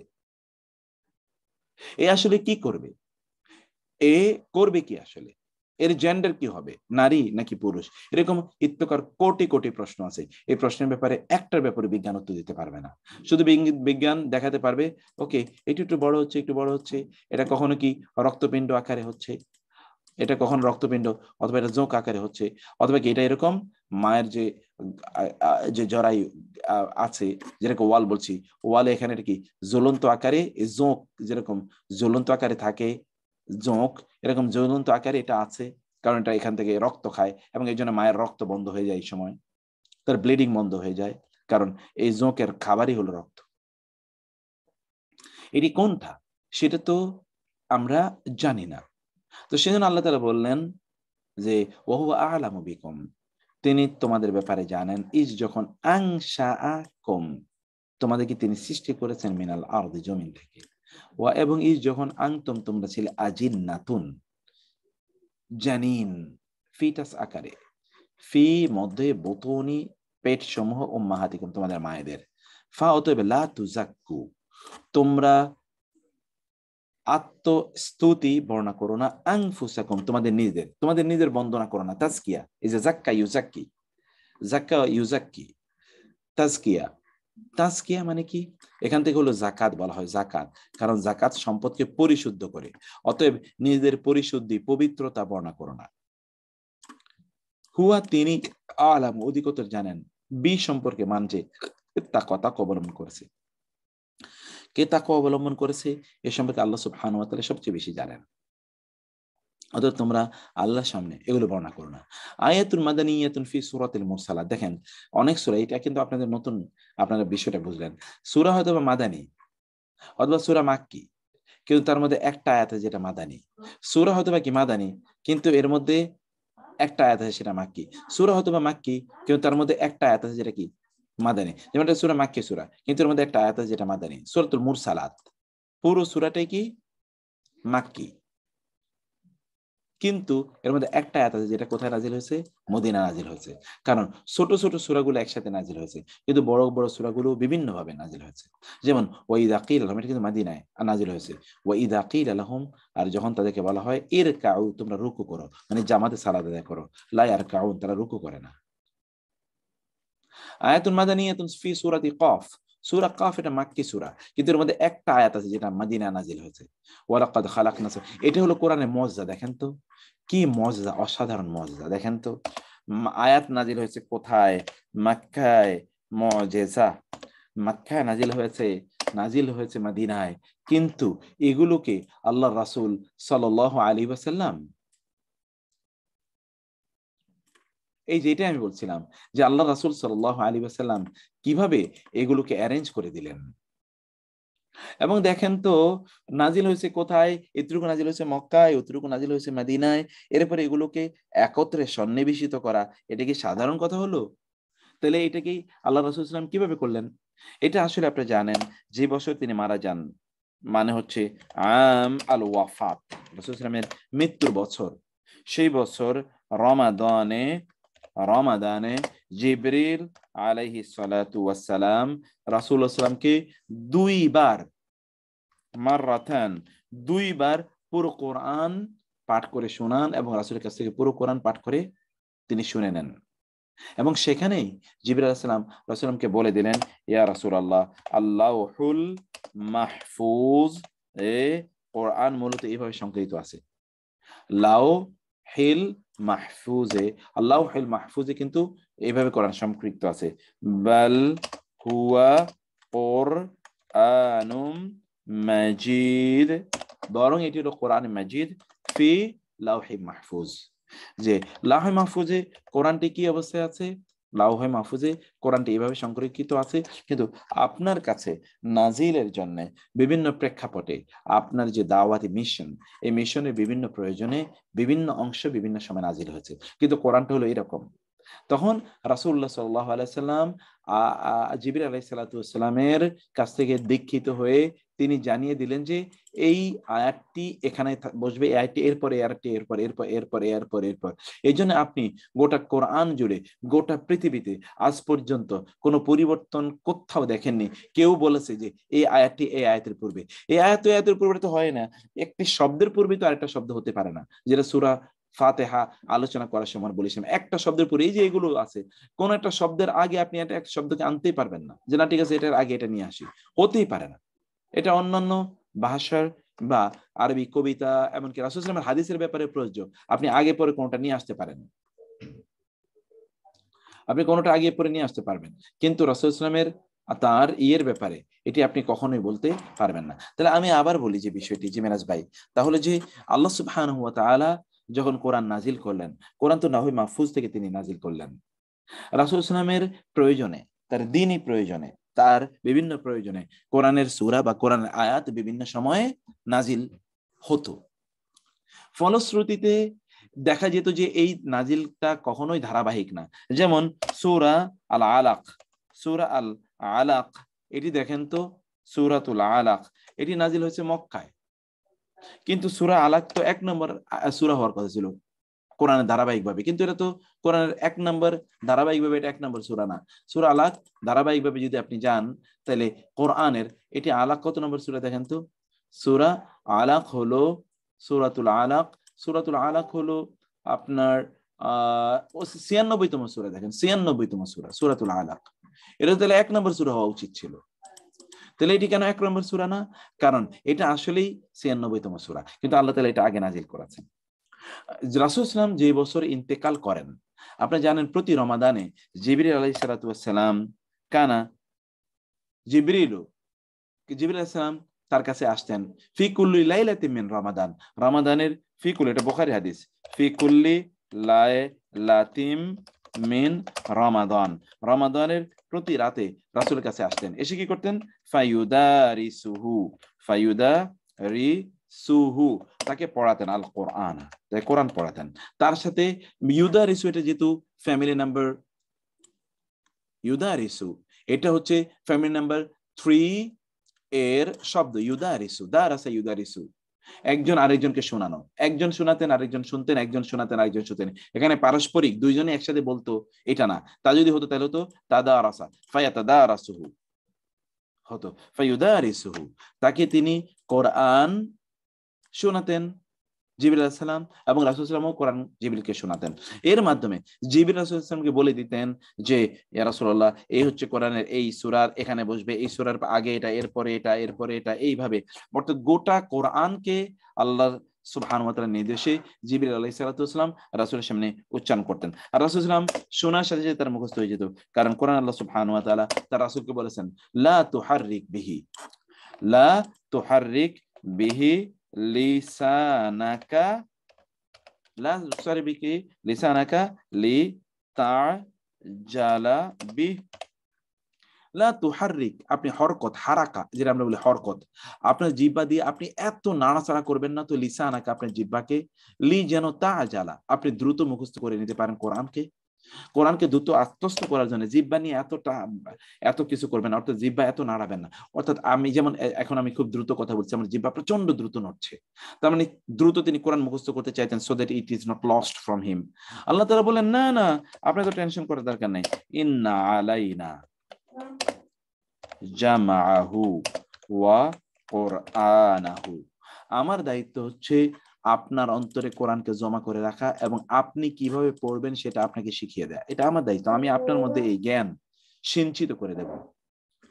ফা অতএব ইদা ক্বরানাহু, যখন আমরা কোরআন আপনার সামনে পড়বো, ফা তাইলে ইত্তাবি', আপনি কি করেন, তাহলে আপনি তখন কুরআনাহু, তখন আপনি কেবলমাত্র ফাইদা ক্বরানাহু, যখন আমরা কোরআন আপনার সামনে পড়বো, মানে আমরা আমার পক্ষ থেকে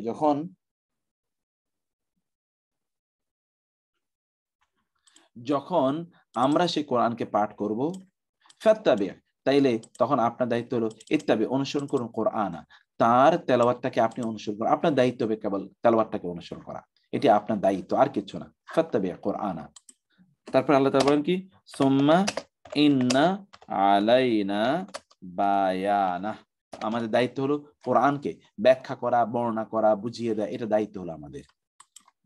এর মাধ্যমে রাসূলুল্লাহ সাল্লাল্লাহু আলাইহি ওয়াসাল্লামকে আল্লাহ সুবহানাহু ওয়া তাআলা কোরআনে দীক্ষিত করেছেন, তিনি সেই কথাই বলছেন। আয়াতুন মাদানিয়াতুন ফি সূরাতি কফ, সূরা কফের একটি আয়াত যেটা মদিনা নাযিল হয়েছে, অথচ পুরো সূরাটি মাক্কি, সেটা হচ্ছে কি ওয়ালাকাদ খালাকনাস সামাওয়াতি ওয়াল আরদা ওয়া মা বাইনাহুমা। রাসূল সাল্লাল্লাহু আলাইহি ওয়াসাল্লাম কিন্তু জুমাবারে মিম্বরে তিনি সূরাতুল কফ পুরো তেলাওয়াত করতেন। আমি জানি না আপনারা সূরাতুল কফ কোনোদিন ইমামের কাছে মিম্বরে শুনেছেন কিনা, আমি জানি না, অথবা ইমাম সাহেব কখনো সলাতে আপনারা যেখানে জুমা আদায় করেন সেখানে ইমাম সাহেব সূরা কফ নামাজে পড়ে কিনা। এটা যদি না করে তাহলে তিনি আল্লাহ রাসূলের সুন্নাহকে তিনি প্রতিষ্ঠিত করলেন না। ওয়ালাকাদ খালাকনা, আর অবশ্যই আমরা খালাকনা, আমরা সৃষ্টি করেছি আসসামাওয়াতি, আসমান সমূহ, ওয়াল আরদা, জমিনকে, ওয়া এবং মা, যা কিছু, বাইনাহুমা, এত দুভয়ের মধ্যে, ফি মধ্যে, সিত্তাতি আইয়াম, 6 দিনে আমি এগুলোকে সৃষ্টি করেছি। ওয়া মা মাসানা, আর মা মানে না, মাসা স্পর্শ করেছে না, আমাদেরকে স্পর্শ করেনি, মিন লুগুব, কোন মা, যে মায়ের পরে, যে মায়ের অর্থ মা আর না, সে মায়ের পরে মিন আসলে মিনের অর্থ হয় কোন, এটা আপনার গ্রামারে পড়ে এসেছেন। আমাকে স্পর্শ করেনি মিন লুগুব, কোন ক্লান্তি, লুগুব মানে ক্লান্তি, কোন ক্লান্তি আমাকে স্পর্শ করেনি, আমাদেরকে স্পর্শ করেনি। আল্লাহ সুবহানাহু ওয়া তাআলা বললেন আমি আসমান জমিনকে 6 দিনে সৃষ্টি করেছি, কিন্তু এই আয়াতটি কেবলমাত্র মদিনা নাজিল হয়েছে, আর বাকি সব নাজিল হয়েছে মক্কায়, সূরাতু কফ। আয়াতুন মাদানিয়াতুন ফি সূরাতি ইয়াসিন, ইয়াসিন সূরাটি মাক্কি সূরা, কিন্তু এখানে একটা আয়াত আছে যে আয়াতটি মদিনা নাজিল হয়েছে, সে আয়াতটি কি, ওয়া ইযা কিলা লাহুম, যখন তাদেরকে বলা হয়, ইত্তাকু, তোমরা ভয় করো, মা বাইনা আইদিকুম ওয়া মা খালফাকুম, যা কিছু বাইনা আইদি, তোমাদের সামনে রয়েছে, কুম, তোমাদের সামনে রয়েছে, ওয়া এবং মা, যা কিছু, খালফা কুম, তোমাদের পেছনে রয়েছে, লাআল্লাকুম তুরহামুন, তাহলে তোমরা রহমত প্রাপ্ত হবে।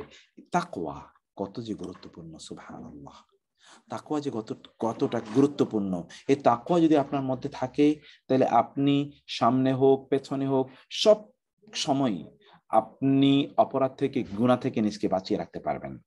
আদারওয়াইজ আপনি কেবলমাত্র সিসি ক্যামেরার সামনেই শুধুমাত্র আপনি ভালো থাকবেন, আর সিসি ক্যামেরার বাইরে আপনি মানে আমরা তখন আমরা অপরাধে মেতে উঠব।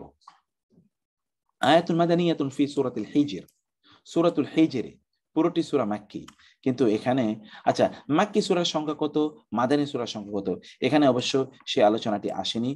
একটি বর্ণ অনুসারে মাক্কি সূরা হলো 85টি, আর একটি বর্ণ অনুসারে মাক্কি সূরা হলো 89টি, আর বাকিগুলো হলো মাদানী সূরা। তাহলে দেখেন মাদানী সূরার সংখ্যা কত কম, 15 এবং 14 হলো 29, আর এখানে হলো তো আরো কমে যায় 11 অর্থাৎ 25টি হলো মাদানী সূরা, অথবা 29টি হলো মাদানী সূরা, আর বাকি হলো মাক্কি সূরা।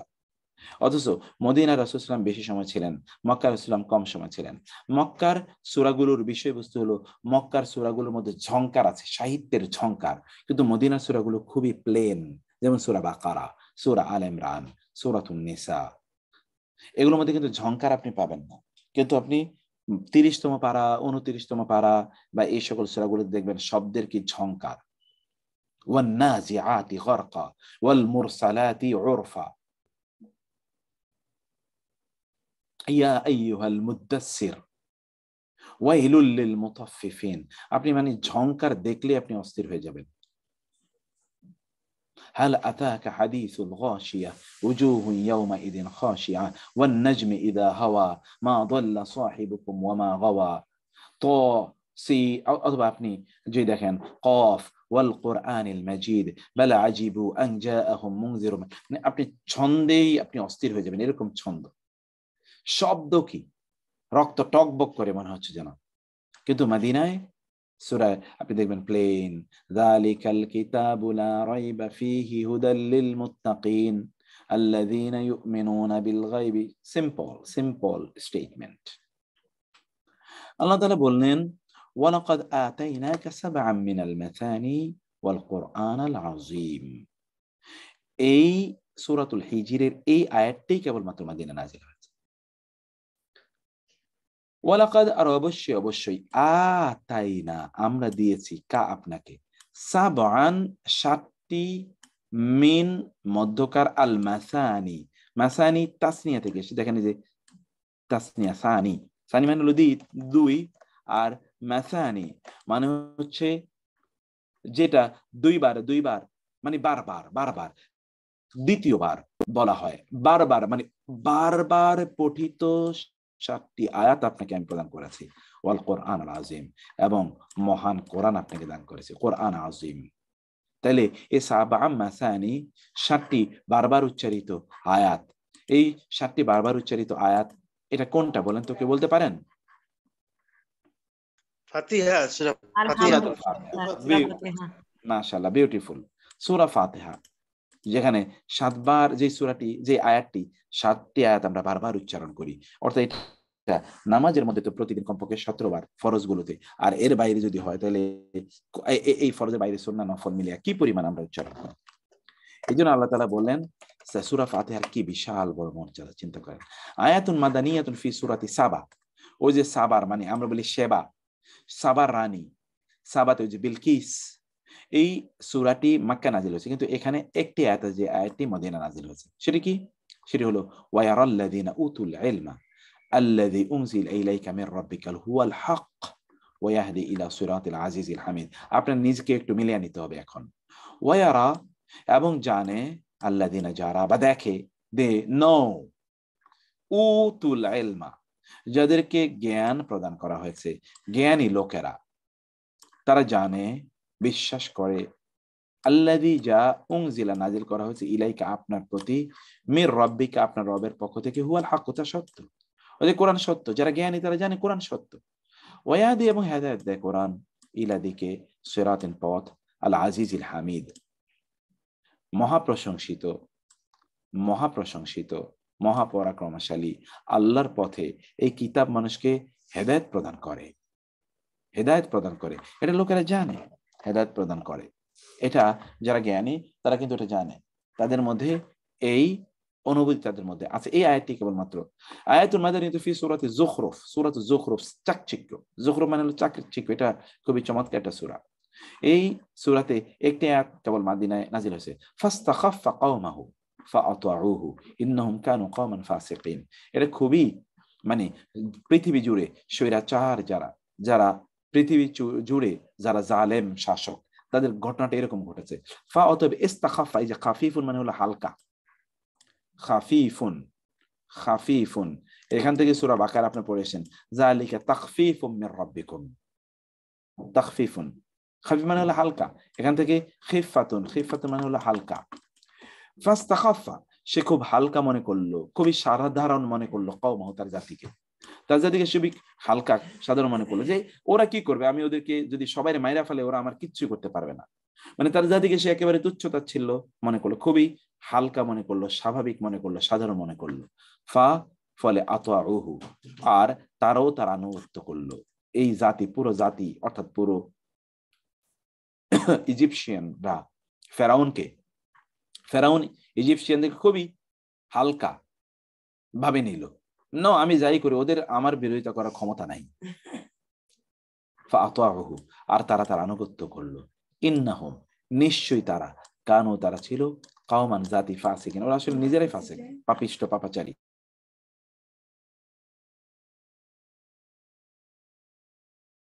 তারা পাপিষ্ঠ বা তারা পাপাচারী ছিল, তারা পাপিষ্ঠ বা তারা পাপাচারী ছিল। এর মাধ্যমে তারা পাপিষ্ঠ বা পাপাচারী ছিল, এই কারণে তারা এই এত বড় অপরাধীকেও তারা অনুসরণ করেছে। এটা তাদের দোষ, যদিও এই ফেরাউন তাদেরকে এরকম তৈরি করেছে, মানে ফেরাউন তাদেরকে হালকা করতে করতে, তাদেরকে তুচ্ছতাচ্ছিল্য করতে করতে, এবং তাদের দিয়ে অপরাধ করাতে করাতে, এবং তাদের গুরুত্ব না দিতে এরকম হলো, তারা মনে করছে যে আসলে আমাদের অত গুরুত্ব নাই, আমাদেরকে কেউ গুরুত্ব দেয় না, আমাদের অত মূল্যও নাই, মানে লোকেরাও এরকম মনে করলো। তারা এখন সব স্বাভাবিকভাবে নিয়েছে। আপনি গোটা পৃথিবী জুড়ে দেখবেন যে যারা আল্লাহ দ্রোহী, স্বৈরাচার, মানুষের উপর জুলুম নির্যাতন করে শাসকদের মধ্যে, এরা দেখবেন যে জনগণকে তারা বা সাধারণ মানুষকে তারা থোড়াই তারা কেয়ার করে, তারা কোনো কেয়ারই করে না।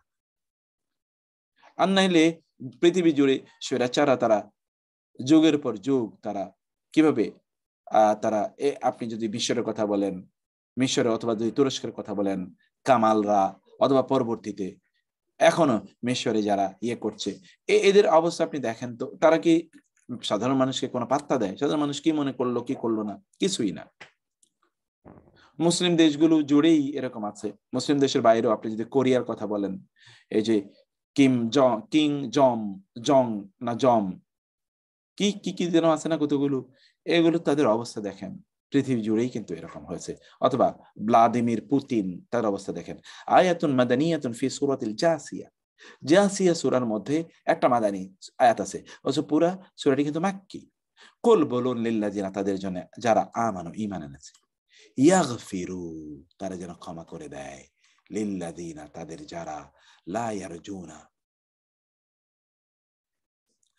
ইয়ারজুনা তারা প্রত্যাশা করে না, আইয়াম আল্লাহ যারা আল্লাহর শাস্তির দিনগুলোকে প্রত্যাশা করে না, লিয়াজজিয়া কওমান বিমা কানু ইয়াকসিবুন, যেন আল্লাহ সুবহানাহু ওয়া তাআলা বিভিন্ন জাতিকে তাদের বিভিন্ন উপার্জন, তাদের বিভিন্ন যে কাজ আছে, এই কাজ যেন প্রতিদান যেন আল্লাহ সুবহানাহু ওয়া তাআলা তাদেরকে প্রদান করতে পারেন। অতএব মুমিনরা তারা এদেরকে ক্ষমা করে দেখ, মুমিনদের অন্তরে এদের ব্যাপারে কোনো বিদ্বেষ বা ইত্যাদি কিছু না রাখুক, মুমিনরা তারা বিশাল হৃদয়ের অধিকারী, তাদের বিশাল হৃদয় থাকুক, কিন্তু আল্লাহ সুবহানাহু ওয়া তাআলা তাদেরকে শাস্তি প্রদান করবেন। দিস দ্য ডিউটি অফ আল্লাহ।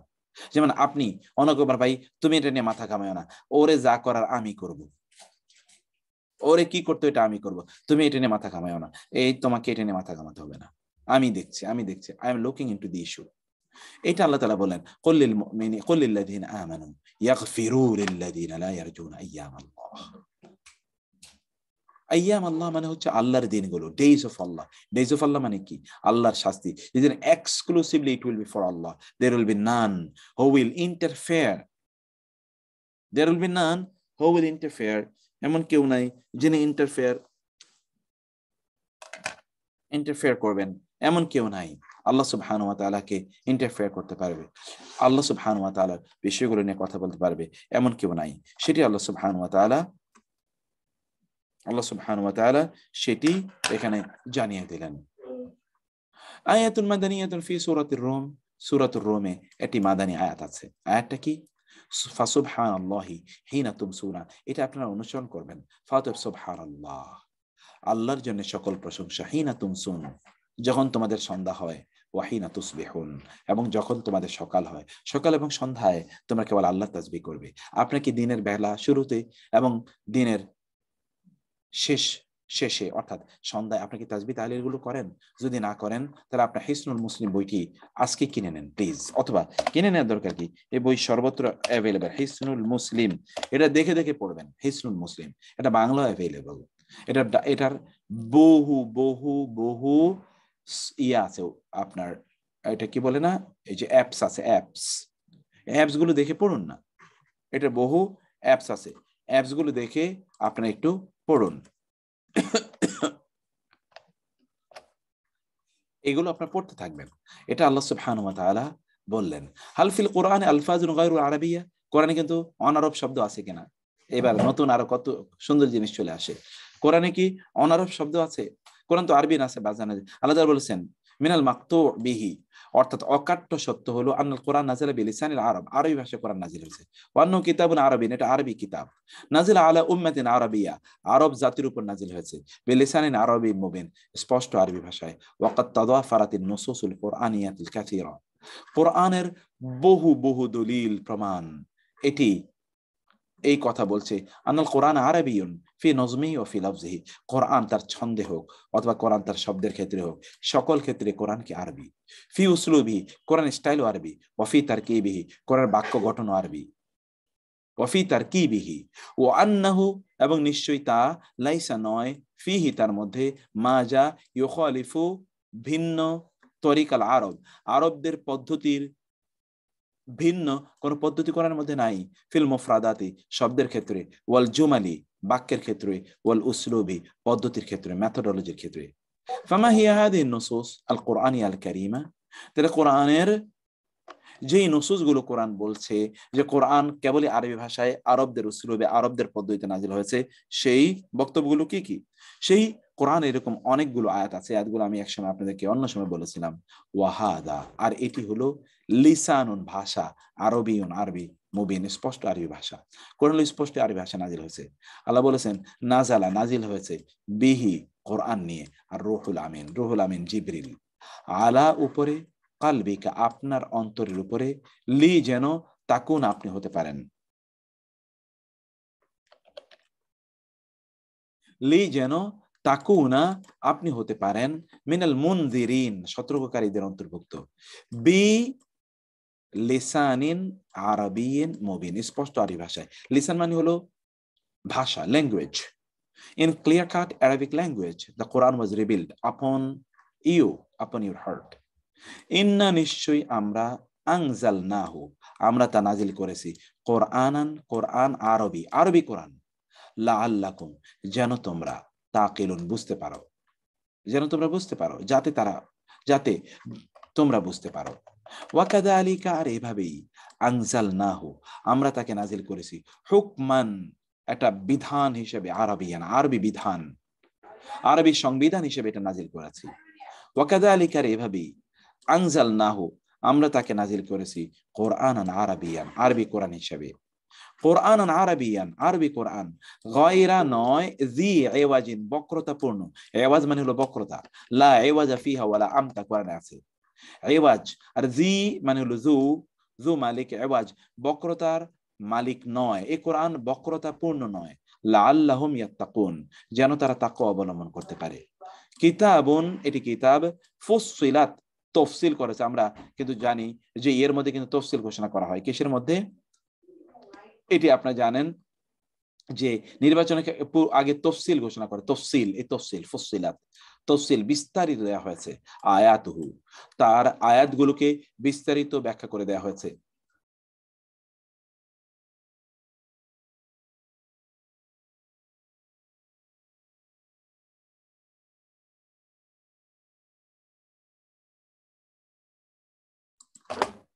ফুসসিলাত আয়াতুহু, তার আয়াতগুলো বিস্তারিতভাবে ব্যাখ্যা করা হয়েছে। কোরআনান আরাবিয়ান, এটি হলো আরবি কোরআন। লি কওমিন ইয়ালামুন, এমন জাতির জন্য যারা জানে।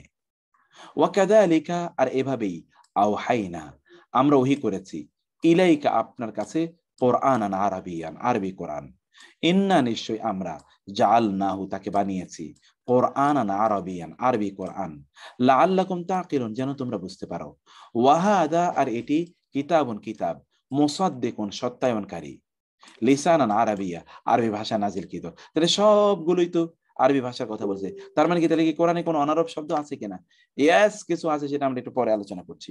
কোরআনে অনেক অনারব শব্দ আছে। যেমন আমরাও তো বাংলায় বহু শব্দ ব্যবহার করি, এটা বাংলা হয়ে গেছে, কিন্তু আসলে শব্দটা কি বাংলা না, শব্দটা কি আরবি অথবা ইংরেজি অথবা অন্য কোনো ভাষা থেকে এসছে, কিন্তু আমরা এটাকে, বা ফার্সি, কিন্তু আমরা এটাকে বাংলা হিসেবে ব্যবহার করছি। নুন তাওকিদ আল মুখাফফাফ ফিল কোরআন, কোরআনে নুন তাওকিদ, হালকা নুন তাওকিদ আছে। আমরা নুন তাওকিদ অর্থাৎ নুনে তাকিদের আমরা আগে পড়ে এসেছি যে শব্দের শেষে এরকম একটা, শব্দের শেষে এরকম একটা নুন থাকা, তাসজিদ যুক্ত নুন, ভার্বের শেষে তাসজিদ যুক্ত, যেটা হচ্ছে অবশ্যই। আবার কখনো কখনো শব্দের শেষে শুধু শুধু নুন থাকে, শুধু নুন, এটাও কিন্তু তাকিদ বোঝায়। শুধু নুন, এটাও কিন্তু তাকিদ বোঝায়। কোথাও কোথাও এই তাকিদ মুখাফফাফা আছে। নুনুত তাওকিদ আল মুশাদ্দাদা ওয়ারাদাত কাসীরান ফিল কোরআনিল কারীম, নুনুত তাওকিদ আল মুশাদ্দাদা, তাসজিদ যুক্ত নুন, যেটা আমি এখন মাত্র দেখালাম, ওয়ারাদাত এসেছে কাসীরান, বহুবার, ফিল কোরআনিল কারীম। আম্মা নুনুত তাওকিদ আল মুখাফফাফা, কিন্তু হালকা নুনে তাওকিদ, অর্থাৎ সেটা সাদ্দাযুক্ত নয়, ফালাম তারিদ ইল্লা মাররাতাইনি ফিল কোরআনিল কারীম, সেটি কেবল দুইবার এসেছে কোরআনে, মাররাতাইন, লাম ইল্লা, কেবলই দুইবার এসেছে কোরআনে, ফি সূরাতাইনি মুখতালিফাতাইনি, দুটি ভিন্ন ভিন্ন সূরায়। ফামাল আয়াতান, ওই দুটো আয়াত কি, আল্লাতান, যে দুটোতে, যা এসেছে, ফিহিমা, তাদের মধ্যে, নুনুত তাওকিদ আল মুখাফফাফা, হালকা নুনে তাওকিদ, সেই দুটো আয়াতকে কি, এই যে, ক্বালাত, তিনি বললেন, ফাযালিকুন্নাল্লাযী লুমতুন্নানা ফি, এটা হলো সূরা ইউসুফের ওই যে ইমরাতুল আজিজ, অর্থাৎ সেখানকার গভর্নরের স্ত্রী, তিনি বললেন, ক্বালাত, তিনি বললেন, ফাযালিকুন্না, এই হচ্ছে তোমাদের সেই যুবক, আল্লাযী, যার ব্যাপারে, লুমতুন্না, তোমরা আমাকে অভিযুক্ত করেছো, নি মানে আমাকে, ফিহি, যার ব্যাপারে তোমরা আমাকে অভিযুক্ত করেছো, অর্থাৎ তোমরা বলেছো ইমরাতুল আজিজ এক যুবকের প্রেমে পড়েছে। এটা কেমন কথা হলো? এটা তোমরা যার ব্যাপারে আমাকে অভিযুক্ত করেছো না, এই হলো সেই যুবক। ওয়ালাকাদ, আর অবশ্যই অবশ্যই, রাওয়াতুহু, আমি তাকে প্রলুব্ধ করেছিলাম, আন নাফসিহি, আমি তাকে প্রলুব্ধ করেছিলাম, ফাস্তাহসামা, এখানে যে ইসমাত, আমরা বলি নবীরা মাসুম, আল্লাহর মাসুম বান্দা, এই মাসুম, এই আইন, সাদ এবং মিম, এটা ইসমুল মাফউল থেকে, ইসমুল মাফউল, দেখুন তো, আইন, সাদ এবং মিম, এখানে বলা ইসমত, ইসমাতুল আম্বিয়া, এখানে এটাকে যদি আপনি মাফউল বানাতে চান, তাহলে মাফউল মতো একটা মিম আনবেন, মাফউল, মা, আর এটা কি, আইনটা সুকুন, মানে প্রথম বর্ণটা সুকুন যুক্ত, এবং শেষ বর্ণের আগের বর্ণে একটা ওয়া দিতে হবে, মাসুম, ইসমত, ইসমত মানে নিষ্পাপ, ফাস্তাহসামা, সে নিষ্পাপ থাকতে চাইল, ফাস্তাহসামা, সে নিষ্পাপ থাকতে চাইল, ইস্তাহসামা, সেই যে সে নিষ্পাপ থাকতে চাইল। ওয়ালা ইন, আর নিশ্চয় যদি, লাম ইয়াফআল, সে না করে, মা যা আমুরুহু, আমি তাকে নির্দেশ প্রদান করি, এটা আমরা আপনাদেরকে বলে এসেছিলাম যে কোরআনে যদি পরপর দুটো আলিফ আসে তখন কি হয়ে যায়, এটা হয়ে যায়, নট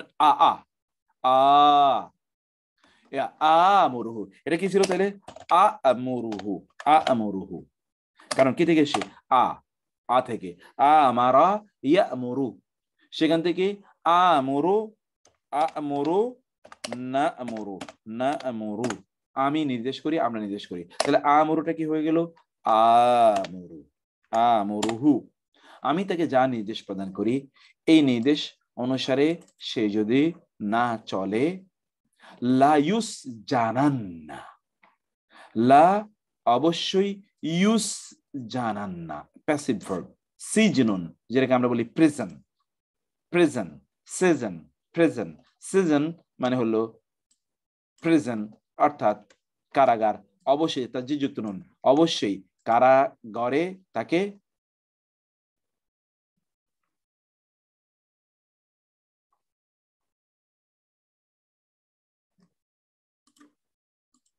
জি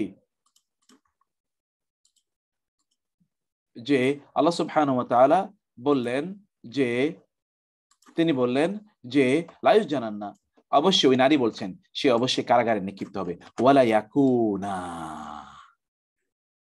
এখানে ওয়ালা ইয়াকুনাম মিনাশ শাকিরিন, মিনাস সাগিরিন, সে লাঞ্ছিত হবে, ওয়ালা ইয়াকুনাম, ওয়ালা ইয়াকুনাম, এখানে কি হচ্ছে দেখেন তো আয়াতটা একটু দেখেন, ওয়ালা লা ইয়াকুনান মূলত ছিল, ওয়ালা ইয়াকুনান মিনাস সাগিরিন, সাগিরিন, সাগিরিন শব্দ আমি পরে আলোচনা করছি, ওয়ালা ইয়াকুনান। এখন আপনি কিন্তু এই যে আপনার ইয়েতে পড়ে আসেন তাজভিদে, নুন মানে কি, নুন সাকিন ও তানবিন, নুন সাকিন ও তানবিন, তানবিন এর সূত্র নুন সাকিন ও তানবিন। এই যে নুন সাকিন এখানে আপনি দেখতে পাচ্ছেন, নুন যদি সেকুন হয়, নুন সাকিন এবং তানবিন কিন্তু একই, আসলে তানবিনও কিন্তু নুন সাকিন, তানবিনটাও কি আসলে নুন সাকিন। এই যে এটা আমি বলছি যে জি এটা আমি বলছি যে ইয়াকুনান, আচ্ছা এটা এটা তো আমি বলে ফেলছি যে যদি দুইটা আলিফ আসে তাহলে এটা কি হয়ে যায়, আ হয়ে যায়, আ তখন মাদ হয়ে যায়, কারণ আলিফ কিন্তু মাদের হরফ, এই যে আলিফ এটা কিন্তু মাদের হরফ, অতএব দুইটা আলিফ যখন আসে তখন এটা কি একটা মাদের হরফে রূপান্তর হয়ে যায়, এটা। আর এখানে কি আমরা বলছিলাম যে যে নুন, আমরা আমরা বলেছিলাম যে নুন এটি কি, নুন এটা আত-তাওকিদ, তাকিদের নুন, এটা কিন্তু আমরা গ্রামারে পড়েছিলাম যে নুন দিয়ে তাকিদ করা হয়, যেমন লাম দিয়ে তাকিদ করা হয়, নুন তাকিদটা কি তাসজিদ যুক্ত নুন, এটা কিন্তু নুন তাকিদ তাসজিদ যুক্ত নুন। আবার শুধুমাত্র সুকুন ওয়ালা নুনও কিন্তু তাকিদের জন্য আসে কোরআনে, শুধুমাত্র সুকুন ওয়ালা নুন, এবং এটা কোরআনে কেবল দুই জায়গায় এসছে, দুই জায়গায় এসছে।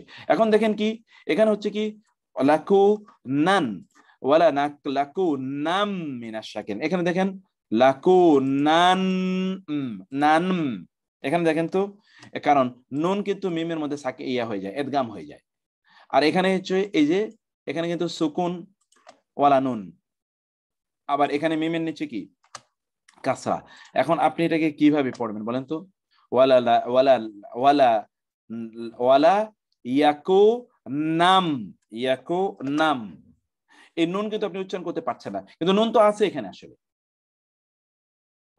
তখন উচ্চারণে আছে কিন্তু এটা লেখাতে কি করে নিল, এটা লেখাতে, এটা হলো কোরআনের মুজিজা, এটা লেখাতে হয়ে গেল কি ওয়ালা ইয়াকু নান হয়ে গেল, নান ওয়ালা ইয়াকু নান, এভাবে ওয়ালা ইয়াকু নাম।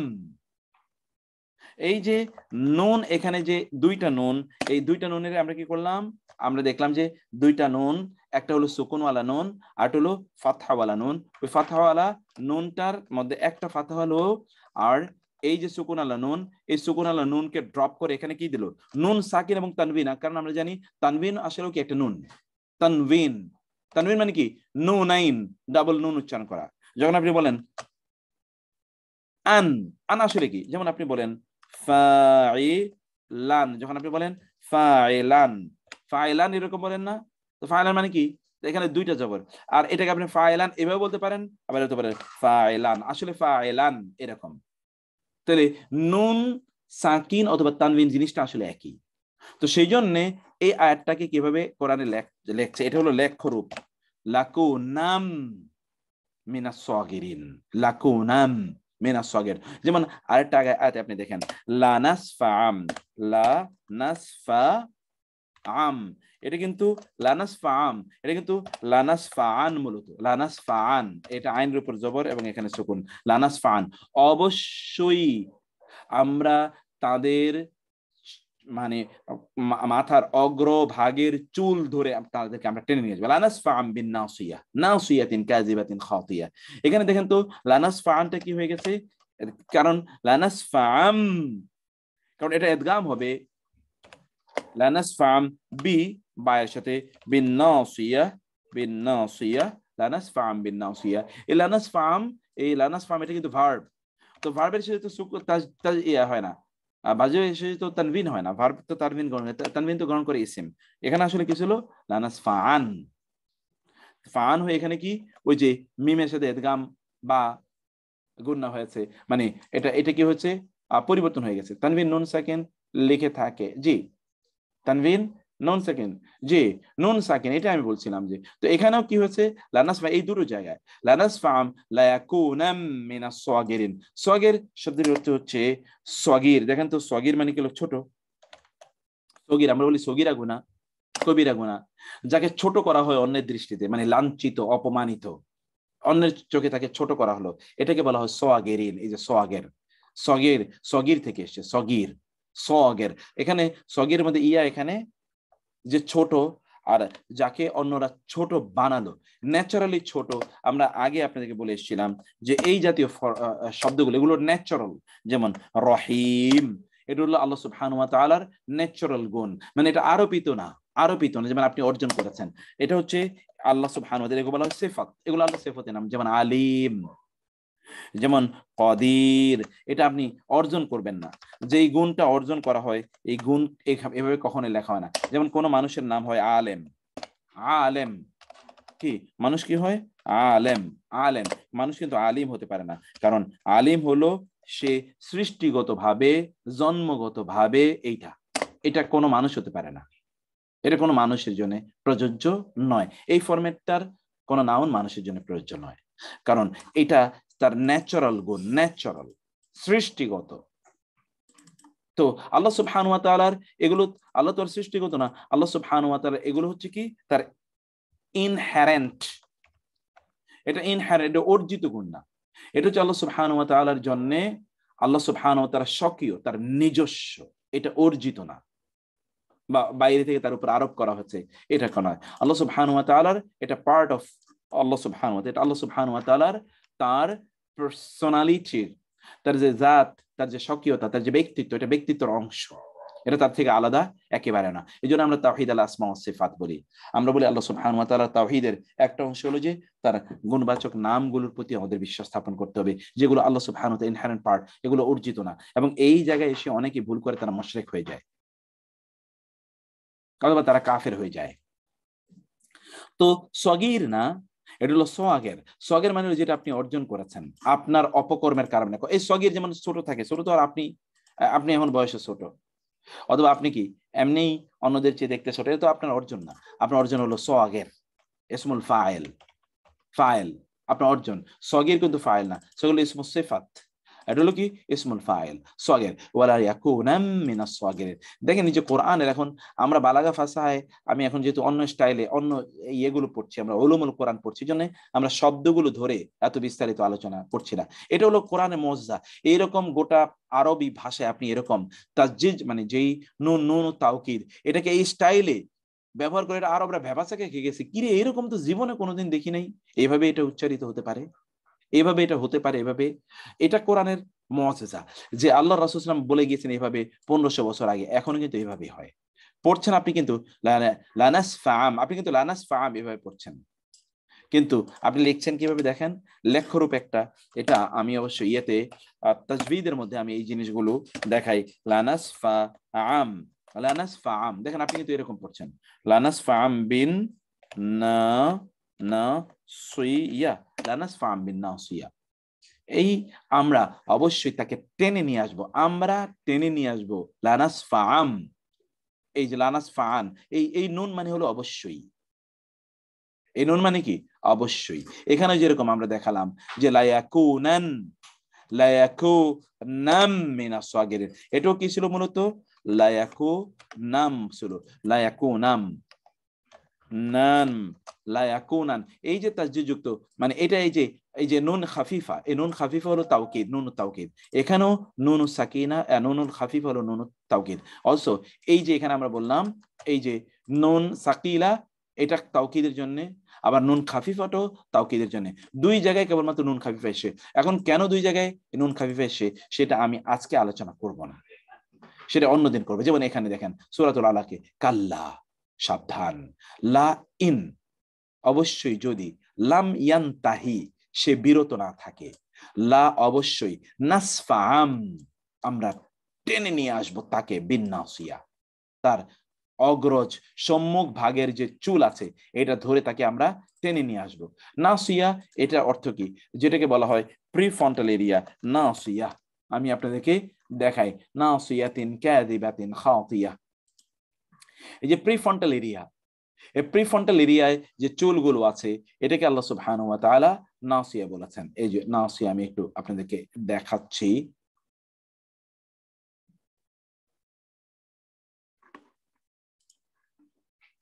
এই যে আপনাকে দেখতে পাচ্ছেন, আমি যাই না, এই যে এটা আছে না, এই যে এটাকে বলা হয় প্রিফ্রন্টাল এরিয়া, এটাকে বলা হয় নাসিয়া, এটাকে বলা হয় নাসিয়া। এই যে এখানেও দেখবেন এই যে সামনের যে চুলগুলো, এই যে চুলগুলো, এগুলোকে বলা হয় নাসিয়া। আল্লাহ সুবহানাহু ওয়া তাআলা বললেন ওরা যদি দূরে না থাকে, বিরত না থাকে, তাহলে আমি ওকে তার এই প্রিফ্রন্টাল এরিয়ার যে চুল আছে এগুলো ধরে আমি তাকে টেনে নিয়ে আসবো। এবং তিনি বললেন কি, নাসিয়াতিন কাযিবাতিন খাতিয়া, এটা হচ্ছে এমন একটা প্রিফ্রন্টাল এরিয়া যেটা কাযিবাতিন, মিথ্যুক, খাতিয়া, অপরাধী। এটির একটা বৈজ্ঞানিক ব্যাখ্যা আছে, সে ব্যাখ্যা আমি আজকে আর আপনাদেরকে করতে চাচ্ছি না, এটা ইনশাআল্লাহ আগামী ক্লাসে আমি এটা বৈজ্ঞানিক ব্যাখ্যা করব। যে আসলে আমরা যারা মস্তিষ্ক বিদ্যা নিয়ে যারা গবেষণা করে, বায়োলজি অথবা ধরুন এই যে হিউম্যান ব্রেইন নিয়ে যারা কথা বলে, তারা জানে যে মানুষের মস্তিষ্কের এই যে অগ্রজ ভাগ যেটা প্রিফ্রন্টাল এরিয়া, এই এরিয়া থেকে মূলত মিথ্যা কথা বলার, গুনাহ করার, অপরাধ করার মোটিভেশন আসে। এবং এই জন্য আল্লাহ সুবহানাহু ওয়া তাআলা সিজদায় এই জায়গাটিকে মাথায় অবনত করতে বলেছেন। সিজদায় কিন্তু আমরা এই জায়গায়, এবং এটা হচ্ছে সবচেয়ে গুরুত্বপূর্ণ জায়গা, আমরা এই জায়গাটাই সিজদা দেই। এবং এই জন্য আল্লাহ তাআলা বলেছেন ইন্নাস সালাতা তানহা আনিল ফাহশাই ওয়াল মুনকার, নামাজ মানুষকে ফাহিশা এবং অশ্লীল, মুনকার, খারাপ কাজ থেকে নামাজ তাকে বাধা দেয়। নামাজ থেকে অশ্লীল কাজ থেকে কিভাবে বাধা দেয়? এই যে এই জায়গা যত সে মাটির মধ্যে ঠোকাবে, যত সে আল্লাহর সামনে অবনত করবে, তত এই জায়গাটা পরিষ্কার হয়ে যাবে। এই জায়গাটা এখন তাকে খারাপ কাজে মোটিভেশন দেবে না, কেবলই ভালো কাজে মোটিভেশন দেবে, যে ঠিক আছে তুমি ভালো কাজ করো, ঠিক আছে তুমি এখন আল্লাহর কথা অনুসারে চলো। এই কাজটি, এই জন্য সালাত মানুষকে, পৃথিবীর সবচেয়ে ভালো মানুষ যারা, তারা সালাত আদায় করে, পৃথিবীর সবচেয়ে ভালো মানুষ। এখন আপনি দেখেন পৃথিবীর সবচেয়ে ভালো মানুষ গুলো, আর আপনি অন্যদেরকে আপনি হয়তো দেখবেন দুনিয়ার দৃষ্টিতে সে ভালো, অর্থাৎ সে মিথ্যা কথা বলে না, মানুষকে ধোঁকা দেয় না, কিন্তু তার অন্য দিক দিয়ে আপনি দেখেন তার চরিত্রের অন্যান্য গুলো দেখবেন, আপনি তার চরিত্র ওগুলো দেখলে শুধু দুর্গন্ধ বের হবে। আর একজন ব্যক্তি আল্লাহকে অস্বীকার করার চেয়ে খারাপ আর কি হতে পারে? অন্য দিক থেকে সে ভালো, আল্লাহকে অস্বীকার করছে, আপনি কি তার মধ্যে ভালো খুঁজে পেলেন? কিছুই না, জিরো। সেই জন্যে আল্লাহ সুবহানাহু ওয়া তাআলা বললেন আমি এদেরকে, এটা তো ইয়াকে লক্ষ্য করে, আবু জাহেলকে লক্ষ্য করে, যে আমি তাকে এভাবে সম্মুখ অগ্রভাগের চুল ধরে টেনে নিয়ে ওকে আমি তাকে জাহান্নামে ফেলবো। নাসিয়াতিন কাযিবাতিন খাতিয়া। তো আমি এক্সট্রিমলি সরি যে আমি একটু দেরিতে শুরু করেছি, আবার একটু দেরি করে আপনাদেরকে ছাড়ছি। আমার সেইটা একটু, ওই যে অনেকক্ষণ কথা বলার কারণে একটু হালকা ব্যথা করছিল, বুক ব্যথা করছিল, তো সেজন্য আমি যে শুয়ে পড়ছি আমি আসলে খেয়ালই করি নাই, হঠাৎ করেই উঠে দেখি যে প্রায় 9টা বেজে গেছে। তো আপনারা ধৈর্য ধরে ছিলেন এবং অনেকক্ষণ ধরে ছিলেন, সেজন্য আল্লাহ তাআলা আপনাদেরকে অনেক অনেক মর্যাদা দিক, আল্লাহ তাআলা আপনাদের সম্মান অনেক অনেক বাড়িয়ে দিক। আপনাদের জন্য আল্লাহর কাছে দোয়া করি, আমার জন্য দোয়া করবেন, আল্লাহ সুবহানাহু যেন সহজ করে দেন। এবং আপনাদের জন্য 2022কে আমি আপনাদের জন্য কেবল ইনশাআল্লাহ এটাকে একটা অন্যরকম ইয়ার হিসেবে আমরা এটাকে ঘোষণা করতে চাই, যে এই বছরটি আমরা গোটা কোরআনকে ইনশাআল্লাহ পড়বো ইনশাআল্লাহ, এবং ভিন্নভাবে আমরা ইনশাআল্লাহ এটাকে আজকে এই বছরটাকে আমরা সাজাবো। আল্লাহ তাআলা যেন সেই তৌফিক আমাদেরকে দান করেন। বছর শেষ, আরেকটি বছরের শুরু, এই প্রতিজ্ঞাটা আপনারা গ্রহণ করবেন, এই পরামর্শ আপনাদেরকে দিচ্ছি, এবং আমার জন্য দোয়া করবেন, আল্লাহ তাআলা যেন আমাদের জন্য সহজ করে দেন। তো আমি শেষ করে দিচ্ছি, আপনাদের যদি কোনো কথা থাকে, কোনো ইস্যু থাকে, তাহলে আমার মনে আলোচনা করতে পারি। হাযা ওয়া সাল্লাল্লাহু সুবহানাহু ওয়া তাআলা নবিয়ানা মুহাম্মদ ওয়া আলিহি ওয়া সাহবিহি আজমাইন। ওয়াসসালামু আলাইকুম ওয়া রাহমাতুল্লাহি ওয়া বারাকাতুহু।